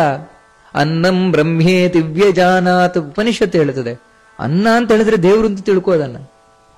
ಕಾರಣ ಏನು ಅಂತ ಹೇಳಿದ್ರೆ, ಈ ಅನ್ನದಿಂದಲೇ ತಾನೇ ನಾವು ಪಾಲನ ಪೋಷಣೆ ಮಾಡ್ಕೊಳ್ತಾ ಇರೋದು. ಮನುಷ್ಯ ಬದುಕುವುದು ಅನ್ನದಿಂದ ಅಂತಾದ್ರೆ ಆ ಅನ್ನದಲ್ಲಿ ದೇವರು ಇರಲೇಬೇಕು ತಾನೆ. ಒಂದೊಮ್ಮೆ ದೇವರು ಇರಲಿಲ್ಲ ಅಂತ ಹೇಳಿದ್ರೆ ಆ ಅನ್ನದಲ್ಲಿ ಅದು ನಮಗೆ ಬದುಕಲಿಕ್ಕೆ ಸಾಧನ ಆಗುವುದಿಲ್ಲ. ಅದನ್ನು ಅದಕ್ಕೆ ಅನ್ನ ಅಂತ ಹೆಸರು. ಅದ್ಯತೆ ಅತ್ತಿಚ ಭೂತಾನಿ. ಯಾವುದು ಎಲ್ಲರಿಂದ ಸ್ವೀಕರಿಸಲ್ಪಡುತ್ತದೆ ಬದುಕಿಗಾಗಿ ಅದು ಅನ್ನ. ಅಂಥ ಅನ್ನವಾಗಿ ದೇವರು ಕೂತಿದ್ದಾನೆ ಅಂತ. ದೇವರು ಅನ್ನವಾಗಿ ಕೂತಿದ್ದಾನೆ, ನಮ್ಮೆಲ್ಲರನ್ನು ರಕ್ಷಣೆ ಮಾಡ್ತಾ ಇದ್ದಾನೆ. ಇದು ಎಷ್ಟು ಅಂದ್ರೆ ನಮಗೇನು ಏನ್ರಿ ದೇವರು ಅನ್ನದಲ್ಲಿ ಕೂತಿದ್ದಾನೆ, ಏನು ಎಲ್ಲಾ ಕಡೆ ದೇವರು ದೇವರು ದೇವರು ಅಂತ. ನೋಡಿ, ಒಂದೊಮ್ಮೆ ಆ ಅನ್ನ ಸಂಪೂರ್ಣ ಹಾಳಾಗಿ ಹೋಗ್ಬಿಡ್ತು ಅಂತ ತಿಳ್ಕೊಳ್ಳಿ. ಯಾವುದನ್ನ ಅನ್ನ ಅಂತ ಹೇಳ್ತೇವೆ ಹಾಳಾಗಿ ಹೋಯ್ತದು, ಅದನ್ನ ತಿನ್ನಿ. ಆಗ ನಮಗದು ಪೌಷ್ಟಿಕಾಂಶವನ್ನ ಕೊಡ್ತದ? ಇಲ್ಲ. ಏನು ಹಾಳಾಯಿತು ಅಂತ ಹೇಳಿದ್ರೆ ಏನು ಹೇಳಿ ಅರ್ಥ? ಹೊರನೋಟದಲ್ಲಿ ವಾಸನೆ ಬಂತು ಹಾಗೆ ಹೀಗೆ ಅಂತ ನಾವು ಹೇಳ್ತೇವೆ. ಆ ವಾಸನೆ ಬರ್ಲಿಕ್ಕೆ ಏನ್ ಕಾರಣ? ದೇವರ ಸನ್ನಿಧಾನ ಹೋದದ್ದು. ಇಲ್ಲಿ ಸುವ್ರತ ಏನು ಅನುಸಂಧಾನ ಮಾಡ್ತಾ ಇದ್ದಾನೆ, ಆ ದೇವರು ಯಾವಾಗ ಹೊರಟು ಹೋಗ್ತಾನೆ ಆವಾಗಲೇ ಅದು ಕೆಟ್ಟ ವಾಸನೆ ಬರ್ಲಿಕ್ಕೆ ಶುರುವಾಗುತ್ತೆ. ಆಗಲೇ ಅದು ಹಾಳಾಗ್ಲಿಕ್ಕೆ ಶುರುವಾಗುತ್ತೆ. ದೇವರ ಸನ್ನಿಧಾನ ಅಲ್ಲಿ ಎಷ್ಟರ ಒಡೆಗೆ ಇರ್ತದೆ ಅಲ್ಲಿವರೆಗೆ ಅದು ಒಳ್ಳೆ ಪೌಷ್ಟಿಕಾಂಶದ ಅನ್ನವಾಗಿರುತ್ತದೆ. ಎಲ್ಲಿ ದೇವರ ಸನ್ನಿಧಾನ ಇಲ್ಲ ಅದೇ ಕೆಟ್ಟ ಆಹಾರ ಆಗ್ತದೆ. ನೋಡಿ, ಅದರಿಂದಾಗಿಯೇ ಆಹಾರದಲ್ಲಿ ದೇವರ ಸನ್ನಿಧಾನ ಇರುವುದರಿಂದಲೇ ಅದು ಅಷ್ಟು ಪೂಜ್ಯವಾಗಿದೆ. ಅದಕ್ಕೆ ನಮ್ಮ ಹಿಂದಿನವರು ಪ್ರಾಚೀನರು ಒಂದು ಅಗಳು ಅನ್ನ ಕೆಳಗೆ ಬೀಳಿದಾಗೆ ನೋಡ್ಕೊಳ್ತಾ ಇದ್ರು. ಯಾಕಂದ್ರೆ ಅನ್ನ ಅಂದ್ರೆ ಲಕ್ಷ್ಮಿ, ಅನ್ನ ಅಂದ್ರೆ ದೇವರು ಅಂತ ಆ ರೀತಿ ತಾವು ಅನುಸಂಧಾನವನ್ನು ಮಾಡ್ಕೊಳ್ತಾ ಇದ್ರು. ಖಂಡಿತವಾಗಿಯೂ ಹೌದದು. ಆ ರೀತಿ ಅವನು ತಿಳ್ಕೊಳ್ತಾ ಇದ್ನಂತೆ. ತಿಳ್ಕೊಂಡು ತಾನ ಅನ್ನವನ್ನ ಬಾಯಿಗೆ ಹಾಕೊಳ್ತಾ ಇದ್ನಂತೆ. ಯಾಕೆ ಹಾಕೊಳ್ತಾ ಇದ್ದ? ನಾವಾದ್ರೆ ಅನ್ನವನ್ನ ಹಾಕೊಳ್ತೇವೆ ಹೊಟ್ಟೆ ತುಂಬಿಸ್ಕೊಳ್ಳಿಕ್ಕೋಸ್ಕರ. ಆದ್ರೆ ಅವನು ಹಾಗಲ್ಲ. ಮತ್ತೆ ಬಹಳ ಚೆನ್ನಾಗಿ ಹೇಳ್ತಾರೆ, ಅವನು ಆತ್ಮರೂಪೇಣ ಯೋ ವಿಷ್ಣು ಅನೇನಾನ್ನೇನ ತೃಪ್ಯತು. ನನ್ನ ಒಳಗೆ ದೇವರೇನು ಕೂತಿದ್ದಾನೆ, ಆ ದೇವರು ತೃಪ್ತನಾಗಲಿ ಅಂತ ದೇವರಿಗೆ ಆಹುತಿಯನ್ನ ಕೊಡ್ತಾ ಇದ್ದಂತೆ. ಅಂದ್ರೆ ನೋಡಿ, ಜೀವನ ಯಜ್ಞ ಎಷ್ಟು ಸುಲಭವಾಗಿದೆ. ದುಡ್ಡು ಖರ್ಚು ಮಾಡಬೇಕಾಗಿಲ್ಲ. ದೇವರ ಅನುಗ್ರಹವನ್ನು ಪಡಿಲಿಕ್ಕೆ 1000 ರೂಪಾಯಿ ಖರ್ಚು ಮಾಡಬೇಕಾಗಿಲ್ಲ. ಇಟ್ಟಿಗೆ ಕುಂಡ ರಚಿಸಬೇಕಾಗಿಲ್ಲ. ಅದಕ್ಕೆ ಮತ್ತೆ ಪುರೋಹಿತರನ್ನು ಕರೆದು ಆಹುತಿ ಕೊಡಿಸಬೇಕಾಗಿಲ್ಲ. ಮತ್ತೆ ಒಳಗೆಯೇ ಯಜ್ಞ ಕುಂಡ ಇದೆ ಈ ಶರೀರದೊಳಗೆ. ಅಲ್ಲಿ ಒಂದು ಬೆಂಕಿ ಜ್ವಲಿಸ್ತಾ ಇದೆ. ಅದೇ ವೈಶ್ವಾನರ ಅಗ್ನಿ ಅಂತ ಕರೀತಾರೆ. ಭಗವಂತನೇ ಒಳಗೆ ಅಗ್ನಿಯಾಗಿ ಜ್ವಲಿಸ್ತಾ ಇದ್ದಾನೆ. ಅಹಂ ವೈಶ್ವಾನರೋ ಭೂತ್ವ ಪ್ರಾಣಿನಾಂ ದೇಹಮಾಶ್ರಿತ ಅಂತ ಭಗವದ್ಗೀತೆಯಲ್ಲಿ ಹೇಳಿದಾಗೆ, ನಾವು ತಿನ್ನುವ ಆಹಾರ ಏನಿದೆ ಅದನ್ನು ನಾವು ಇಷ್ಟು ಮನಸ್ಸಿನಲ್ಲಿ ಭಾವನೆಯನ್ನು ತಂದುಕೊಂಡ್ರೆ ಸಾಕು. ಇಷ್ಟೇ, ಇನ್ನೇನಲ್ಲ. ಇದನ್ನ ಕೇವಲ ನನಗೋಸ್ಕರ ನಾನು ತಿಂತಾ ಇಲ್ಲ, ನನ್ನೊಳಗೆ ಯಾವ ಭಗವಂತ ಇದ್ದಾನೆ ಆ ಭಗವಂತನಿಗೆ ಆಹುತಿಯನ್ನಾಗಿ ನಾನು ಕೊಡ್ತಾ ಇದ್ದೇನೆ ಅಂತ ಹೇಳಿ ಅನುಸಂಧಾನವನ್ನ ಮಾಡಿಕೊಂಡು, ಸ್ವಾಮಿ ನಿನಗೆ ಇದು ಆಹಾರ ಅಂತ ಅರ್ಪಣೆ ಮಾಡಿದ್ವಾ, ಇಷ್ಟೇ. ಬರುವ ಪುಣ್ಯಕ್ಕೆ ಎಣೆಯೇ ಇಲ್ಲ. ಆಗುವ ದೇವರ ಅನುಗ್ರಹ ಏನಿದೆ ಅದಕ್ಕೆ ಪಾರವೇ ಇಲ್ಲ. ಅದಕ್ಕೋಸ್ಕರ ಒಳಗಿರುವ ದೇವರನ್ನ ಚಿಂತನೆಯನ್ನ ಮಾಡ್ತಾ ಒಂದೊಂದೂ ತುತ್ತಿ ತಿನ್ನಬೇಕು. ಎಲ್ಲಿ ಬರುತ್ತೆ ನಮ್ಮಂತ ಪಾಪಿಗಳಿಗೆ? ಕೇವಲ ಅನ್ನವನ್ನ ಇದು ರುಚಿಯಾಗಿಲ್ಲ, ಇದು ಹಾಗಿದೆ ಅಂತ ನಾವು ತಿನ್ನುವವರೇ ಹೊರತು ಒಳಗೆ ದೇವರಿಗೆ ನಾನು ಆಹುತಿ ಕೊಡ್ತಾ ಇದ್ದೇನೆ ಅಂತ ಎಲ್ಲಿದೆ? ಆದರೆ ಈ ಅನುಸಂಧಾನ ಸುವ್ರತನಿಗಿತ್ತು. ಅದಕ್ಕೆ ಅವನಂತಹ ಪುಣ್ಯಾತ್ಮ. ಪ್ರತಿಯೊಂದು ಆಹುತಿಯನ್ನು ದೇವರಿಗೆ ತಾನು ಕೊಡ್ತಾ ಇದ್ದಂತೆ. ಈ ರೀತಿ ಭೋಜನ ಅನ್ನುವುದು ಒಂದು ಯಜ್ಞ ಆಗ್ತಾ ಇತ್ತು ಅವನಿಗೆ, ವೈಶ್ವಾನರ ಯಜ್ಞ ಆಗ್ತಾ ಇತ್ತು. ಹೀಗೆ ದಿನವನ್ನು ಕಳೀತಾ ಇದ್ದವ ಸುವ್ರತ. ಕಡೆಗೆ ರಾತ್ರಿ ಮಲಗುತ್ತಾ ಇದ್ದಂತೆ. ರಾತ್ರಿ ಮಲಗಿದಾಗಲೂ ಕೂಡ ದೇವರದ್ದೇ ಕನಸು ಕಾಣ್ತಾ ಇದ್ದಂತೆ. ನೋಡಿ ಎಂಥ ಪುಣ್ಯಾತ್ಮ ಅಂತ. ದೇವರನ್ನೇ ನೆನಪು ಮಾಡಿಕೊಂಡು ಮಲಗುತ್ತಾ ಇದ್ದ, ದೇವರದ್ದೇ ಕನಸು ಕಾಣ್ತಾ ಇದ್ದದ್ದು ಸಹಜವೇ ತಾನೆ. ಯಾಕಂದ್ರೆ ದಿನ ಇಡೀ ದೇವರದ್ದೇ ನೆನಪು ಮಾಡ್ಕೊಳ್ತಾ ಇದ್ದವನಿಗೆ ರಾತ್ರಿ ಮಲಗಬೇಕಾದ್ರೂ ದೇವರದ್ದೇ ನೆನಪು ಮಾಡ್ಕೊಂಡವನಿಗೆ ರಾತ್ರಿ ದೇವರು ಬರದೆ ಇನ್ಯಾರು ಬರ್ತಾರೆ ಕನಸಲ್ಲಿ? ಇದಕ್ಕೆಲ್ಲ ನಾವು ಬಹಳ ಸ್ಪಷ್ಟ ಅಂದ್ರೆ ವಾದಿರಾಜರನ್ನು ನೋಡಬಹುದು. ವಾದಿರಾಜರು ಲಕ್ಷ್ಮೀ ಶೋಭಾನೆ ಎಂಬಂತಹ ಒಂದು ದೊಡ್ಡ ಪದ್ಯವನ್ನು ರಚನೆ ಮಾಡಿದರು. ಎಲ್ಲಿಂದ್ರೆ ಕನಸಿನಲ್ಲಿ. ಇಂತೂ ಸ್ವಪ್ನದಲ್ಲಿ ಕೊಂಡಾಡಿಸಿಕೊಂಡ ಲಕ್ಷ್ಮೀಕಾಂತನ ಕಂದ ನೀನಿ ಸೂವ. ಅವರಿಗೆ ಕನಸಿನಲ್ಲಿ ಲಕ್ಷ್ಮೀನಾರಾಯಣರು ಕಂಡ್ರು. ಆ ಕನಸಿನಲ್ಲಿ ಲಕ್ಷ್ಮೀನಾರಾಯಣರನ್ನ ಹಾಡಿ ಹೊಗಳಿದ ಪದ್ಯವೇ ಲಕ್ಷ್ಮೀ ಶೋಭಾನಿ. ಹಾಗಿದ್ರೆ ವಾದಿರಾಜರು ಇಡೀ ಹಗಲಿನಲ್ಲಿ ಎಷ್ಟು ದೇವರನ್ನ ಸ್ಮರಣೆ ಮಾಡ್ಕೊಳ್ತಾ ಇದ್ರು ಅಂತ ಗೊತ್ತಾಗ್ತದೆ. ಎಷ್ಟು ದೇವರನ್ನ ನೆನಪು ಮಾಡ್ಕೊಳ್ತಾ ಇದ್ರು. ಹಾಗಿದ್ರೆ ಮಾತ್ರ ರಾತ್ರಿ ಕನಸಿನಲ್ಲಿ ಬರ್ತದೆ. ನಮ್ಗೆ ಹಾಗೆ ಅಲ್ವಾ, ರಾತ್ರಿ ಕನಸಿನಲ್ಲಿ ಬೇರೆ ಏನೇನೋ ಬರ್ತದೆ. ಯಾವ್ದಂದ್ರೆ ಹಗಲಿನಲ್ಲಿ ಏನು ಹೆಚ್ಚು ನೆನಪು ಮಾಡ್ಕೊಂಡಿರ್ತೇವೆ, ಅದೇ ನಮಗೆ ಬರ್ತದೆ ತಾನೆ. ನಮಗೆ ದೇವರ ನೆನಪಾಗೋಲ್ಲ, ಅದಕ್ಕೆ ರಾತ್ರಿ ನೆನಪು ಕನಸಿನಲ್ಲಿ ಬರೋಲ್ಲ. ಆ ಸುವ್ರತ ಕನಸಿನಲ್ಲೂ ದೇವರನ್ನ ಕಾಣ್ತಾ ಇದ್ದಂತೆ. ಬೆಳಗ್ಗೆ ರಾತ್ರಿ ಎಚ್ಚರಾದಾಗೆಲ್ಲ ದೇವರ ನೆನಪು ಮಾಡ್ಕೊಳ್ತಾ ಇದ್ದಂತೆ. ಮತ್ತೆ ಮತ್ತೆ ಮತ್ತೆ ಇದನ್ನ ಮಧ್ವಾಚಾರ್ಯರು ಹೇಳ್ತಾರೆ. ರಾತ್ರಿ ನಿದ್ರೆಯಲ್ಲಿ ನಿಮಗೆ ಎಚ್ಚರಾದ ಮೇಲೆ ಕೂಡ ಅಂತರಾಲೇ ತಥೋ ಬುದ್ಧ್ವ, ಮಧ್ಯ ಮಧ್ಯದಲ್ಲಿ ಹೇಳ್ತಾ ಮತ್ತೆ ದೇವರ ಸ್ಮರಣೆ ಮಾಡ್ತಾ ಇರಬೇಕು ಅಂತ. ಆ ರೀತಿ ಆ ಸುವ್ರತ. ಅದಕ್ಕೆ ಕಾರಣ ಏನಂದ್ರೆ ನೋಡಿ, ಇಷ್ಟೆಲ್ಲ ಅವನಿಗೆ ದೇವರ ನೆನಪು ಬರ್ತಾ ಇತ್ತು, ಹಾಗಾಗ್ತಾ ಇತ್ತು. ಇಲ್ಲಿವರೆಗೆ ನಾವು ಎಲ್ಲ ಕಥೆಯನ್ನ ಕೇಳಿದ್ವಲ್ಲ, ಏನು ಆ ಸುವ್ರತನದ್ದು, ಇದೇನಲ್ಲ, ಇದೇ ಭಕ್ತಿಯ ವಿವರಣೆ. ಅಂದ್ರೆ ಭಕ್ತಿ ಅಂತ ಒಬ್ಬ ವ್ಯಕ್ತಿಯಲ್ಲಿತ್ತು ಅಂದ್ರೆ ಅದು ಹೇಗೆ ಗೊತ್ತಾಗುತ್ತೆ ಅಂದ್ರೆ ಹೀಗೆ. ಅಂದ್ರೆ ಪ್ರೀತಿ ಬಿಡಲಾರದ ನಂಟು ಅಂತ ಅದಕ್ಕೆ ಕರೆಯೋದು. ಭಕ್ತಿ ಅನ್ನೋದು ದೇವರಿಗೂ ನಮಗೂ ಇರುವ ಬಿಡಲಾರದ ನಂಟದು. ಬಿಡಲಾರದ ನಂಟು ಅಂದ್ರೆ ಹೀಗೆ ಯಾವಾಗಲೂ ನೆನಪು. ಯಾವ ರೀತಿ ಒಳ್ಳೆ ಉದಾಹರಣೆ ಬಂದ್ರೆ, ಒಬ್ಬ ಪ್ರಿಯತಮೆ ತನ್ನ ಪ್ರಿಯಕರನಿಂದ ದೂರವಾಗಿ ಯಾವ ರೀತಿ ಆ ಪ್ರಿಯಕರನನ್ನೇ ನೆನಪು ಮಾಡ್ಕೊಳ್ತಾ ಇರ್ತಾಳೆ, ಎದ್ದಾಗ, ಕೂತಾಗ, ಮಲಗಿದಾಗ, ತಿನ್ನುವಾಗ. ಹಾಗೆಯೇ ಭಕ್ತನಾದವನಿಗೆ ಆ ಭಗವಂತನೇ ತನ್ನ ಪ್ರಿಯಕರ, ಅವನ್ನ ಸದಾ ನೆನಪು ಮಾಡ್ಕೊಳ್ತಾ ಇರ್ತಾನೆ. ಅದಕ್ಕೆ ಭಕ್ತಿ ಅನ್ನುವಂಥದ್ದು ಬಲವಂತವಾಗಿ ಬರುವುದಲ್ಲ. ಭಕ್ತಿ ಅನ್ನುವಂಥದ್ದು ಸಹಜವಾಗಿ ದೇವರ ಮೇಲಿರುವ ಪ್ರೀತಿಯಿಂದ ಹುಟ್ಟು ಬರುವಂಥದ್ದು. ಅದು ಮೂಡಿ ಬರಬೇಕದು ಒಳಗಿನಿಂದ, ಇನ್ನೊಬ್ಬರು ಕಲಿಸ್ಲಿಕ್ಕೆ ಬರೋಲ್ಲ ಭಕ್ತಿಯನ್ನ. ಅಂಥ ಭಕ್ತಿಯನ್ನ ಸುವ್ರತ ಮಾಡ್ತಾ ಇದ್ದ. ನಂತರ ತಾನು ವಿವಾಹವಾಗಿ ಆಮೇಲೂ ಕೂಡ ದೇವರ ಧ್ಯಾನ ಮಾಡಿದ. ವಿಶೇಷವಾಗಿ ಸಂಯುಕ್ತ ಕೇಶವಧ್ಯಾನೆ ವೈಡೂರ್ಯ ಪರ್ವತೋತ್ತಮೆ. ವೈಡೂರ್ಯ ಅಂತ ಒಂದು ಪರ್ವತ, ಉತ್ತಮವಾದ ಪರ್ವತದಲ್ಲಿ ತಾನು ಕೂತ್ಕೊಂಡು, ಅದು ಎಲ್ಲಿಂದ್ರೆ ನರ್ಮದಾ ನದಿ ತೀರದಲ್ಲಿ. ಎಲ್ಲಿಂತ ಹೇಳ್ತಾರೆ, ಯತ್ರ ಸಿದ್ಧೇಶ್ವರಂ ಲಿಂಗಂ ವೈಷ್ಣವಂ ಪಾಪನಾಶನಂ. ಸಿದ್ಧೇಶ್ವರ ಅಂತ ಒಂದು ಕ್ಷೇತ್ರ ಅಂತ, ಅಲ್ಲಿ ಕೂತು ತಾನು ತಪಸ್ಸು ಮಾಡಿದಂತೆ. ಸಂಸಾರಿಯಾಗಿ ಮಕ್ಕಳು ಮುಂತ ಎಲ್ಲ ಆದಮೇಲೆ ಗೃಹಸ್ಥ ಜೀವನವನ್ನ ಮುಗಿಸಿ ತಾನು ತಪಸ್ಸಿಗೆ ಕೂತ ಸುವ್ರತ. ಎಲ್ಲಿ ಅಂತ ಹೇಳಿದ್ರೆ ಸಿದ್ಧೇಶ್ವರ ಅಂತ ಒಂದು ಲಿಂಗ ಅಂತೆ. ನಮ್ಮ ಪ್ರಕಾರ ಏನಂದ್ರೆ ಲಿಂಗ ಅಂತ ಹೇಳಿದ ಕೂಡಲೇ ಅಲ್ಲೆಲ್ಲ ಶಿವ ಅಂತಾನೆ ಇರುವುದು ಅಂತ. ಆದ್ರೆ ನೋಡಿ, ಪದ್ಮಪುರಾಣ ಹೇಳುತ್ತದೆ ಲಿಂಗ ಎಲ್ಲವೂ ಶಿವ ಅಲ್ಲ ಅಂತ. ಲಿಂಗದಲ್ಲಿ ಅನೇಕ ಲಿಂಗಗಳಿದೆ. ಶಿವಲಿಂಗ ಇದೆ, ವಿಷ್ಣುಲಿಂಗ ಇದೆ, ದುರ್ಗಾಲಿಂಗ ಇದೆ, ಬೇರೆ ಬೇರೆ ಆಕಾರದಲ್ಲಿರುವಂತಹದ್ದು. ಇವನು ಯಾವ ಲಿಂಗದ ಮುಂದೆ ಕೂತಿದ್ದಾನೆ, ಸಿದ್ಧೇಶ್ವರ ಲಿಂಗ, ಅದು ಬಹಳ ಸ್ಪಷ್ಟ ಹೇಳ್ತಾರೆ, ವೈಷ್ಣವಂ ಪಾಪನಾಶನಂ, ವಿಷ್ಣುವಿನ ಸನ್ನಿಧಾನದಿಂದ ಕೂಡಿರುವ ಲಿಂಗ ಅದು ಅಂತ. ಅಂದ್ರೆ ಆ ಲಿಂಗದಲ್ಲಿ ವಿಶೇಷವಾಗಿ ವಿಷ್ಣು ಸನ್ನಿಹಿತನಾಗಿದ್ದಾನೆ ಅಂತ. ಯಾವ ರೀತಿ ಉಡುಪಿಯಲ್ಲಿ ಅನಂತೇಶ್ವರ ಅಂತ ಕರಿತೇವೆ. ಅನಂತೇಶ್ವರ ಅಂದ್ರೆ ಅಲ್ಲಿರುವುದು ಲಿಂಗ, ಆದರೆ ನಿಜವಾಗಿಯೂ ಕೂಡ ವಿಷ್ಣುವಿನ ಸನ್ನಿಧಾನದಿಂದ ಕೂಡಿರುವ ಲಿಂಗ. ಅದಕ್ಕೆ ಹೆಸರು ಅನಂತಾಸನ, ಅನಂತೇಶ್ವರ ಅಂತ. ಅಂದ್ರೆ ಆ ಲಿಂಗದಲ್ಲಿ ವಿಶೇಷವಾಗಿ ಅನಂತ ಪದ್ಮನಾಭ ಸನ್ನಿಹಿತನಾಗಿದ್ದಾನೆ. ಅಂದ್ರೆ ಅದು ವೈಷ್ಣವ ಲಿಂಗ. ಅದೇ ಆ ದೇವಸ್ಥಾನದ ಎದುರಲ್ಲೇ ಇರುವುದು ಚಂದ್ರಮೌಳೀಶ್ವರ, ಅಲ್ಲಿರುವಂತಹದ್ದು ಶೈವಲಿಂಗ, ಅಂದ್ರೆ ಶಿವ ವಿಶೇಷವಾಗಿ ನೆಲೆಸಿರುವಂತಹ ಲಿಂಗ. ಹೀಗೆ ವ್ಯತ್ಯಾಸ ಇದೆ.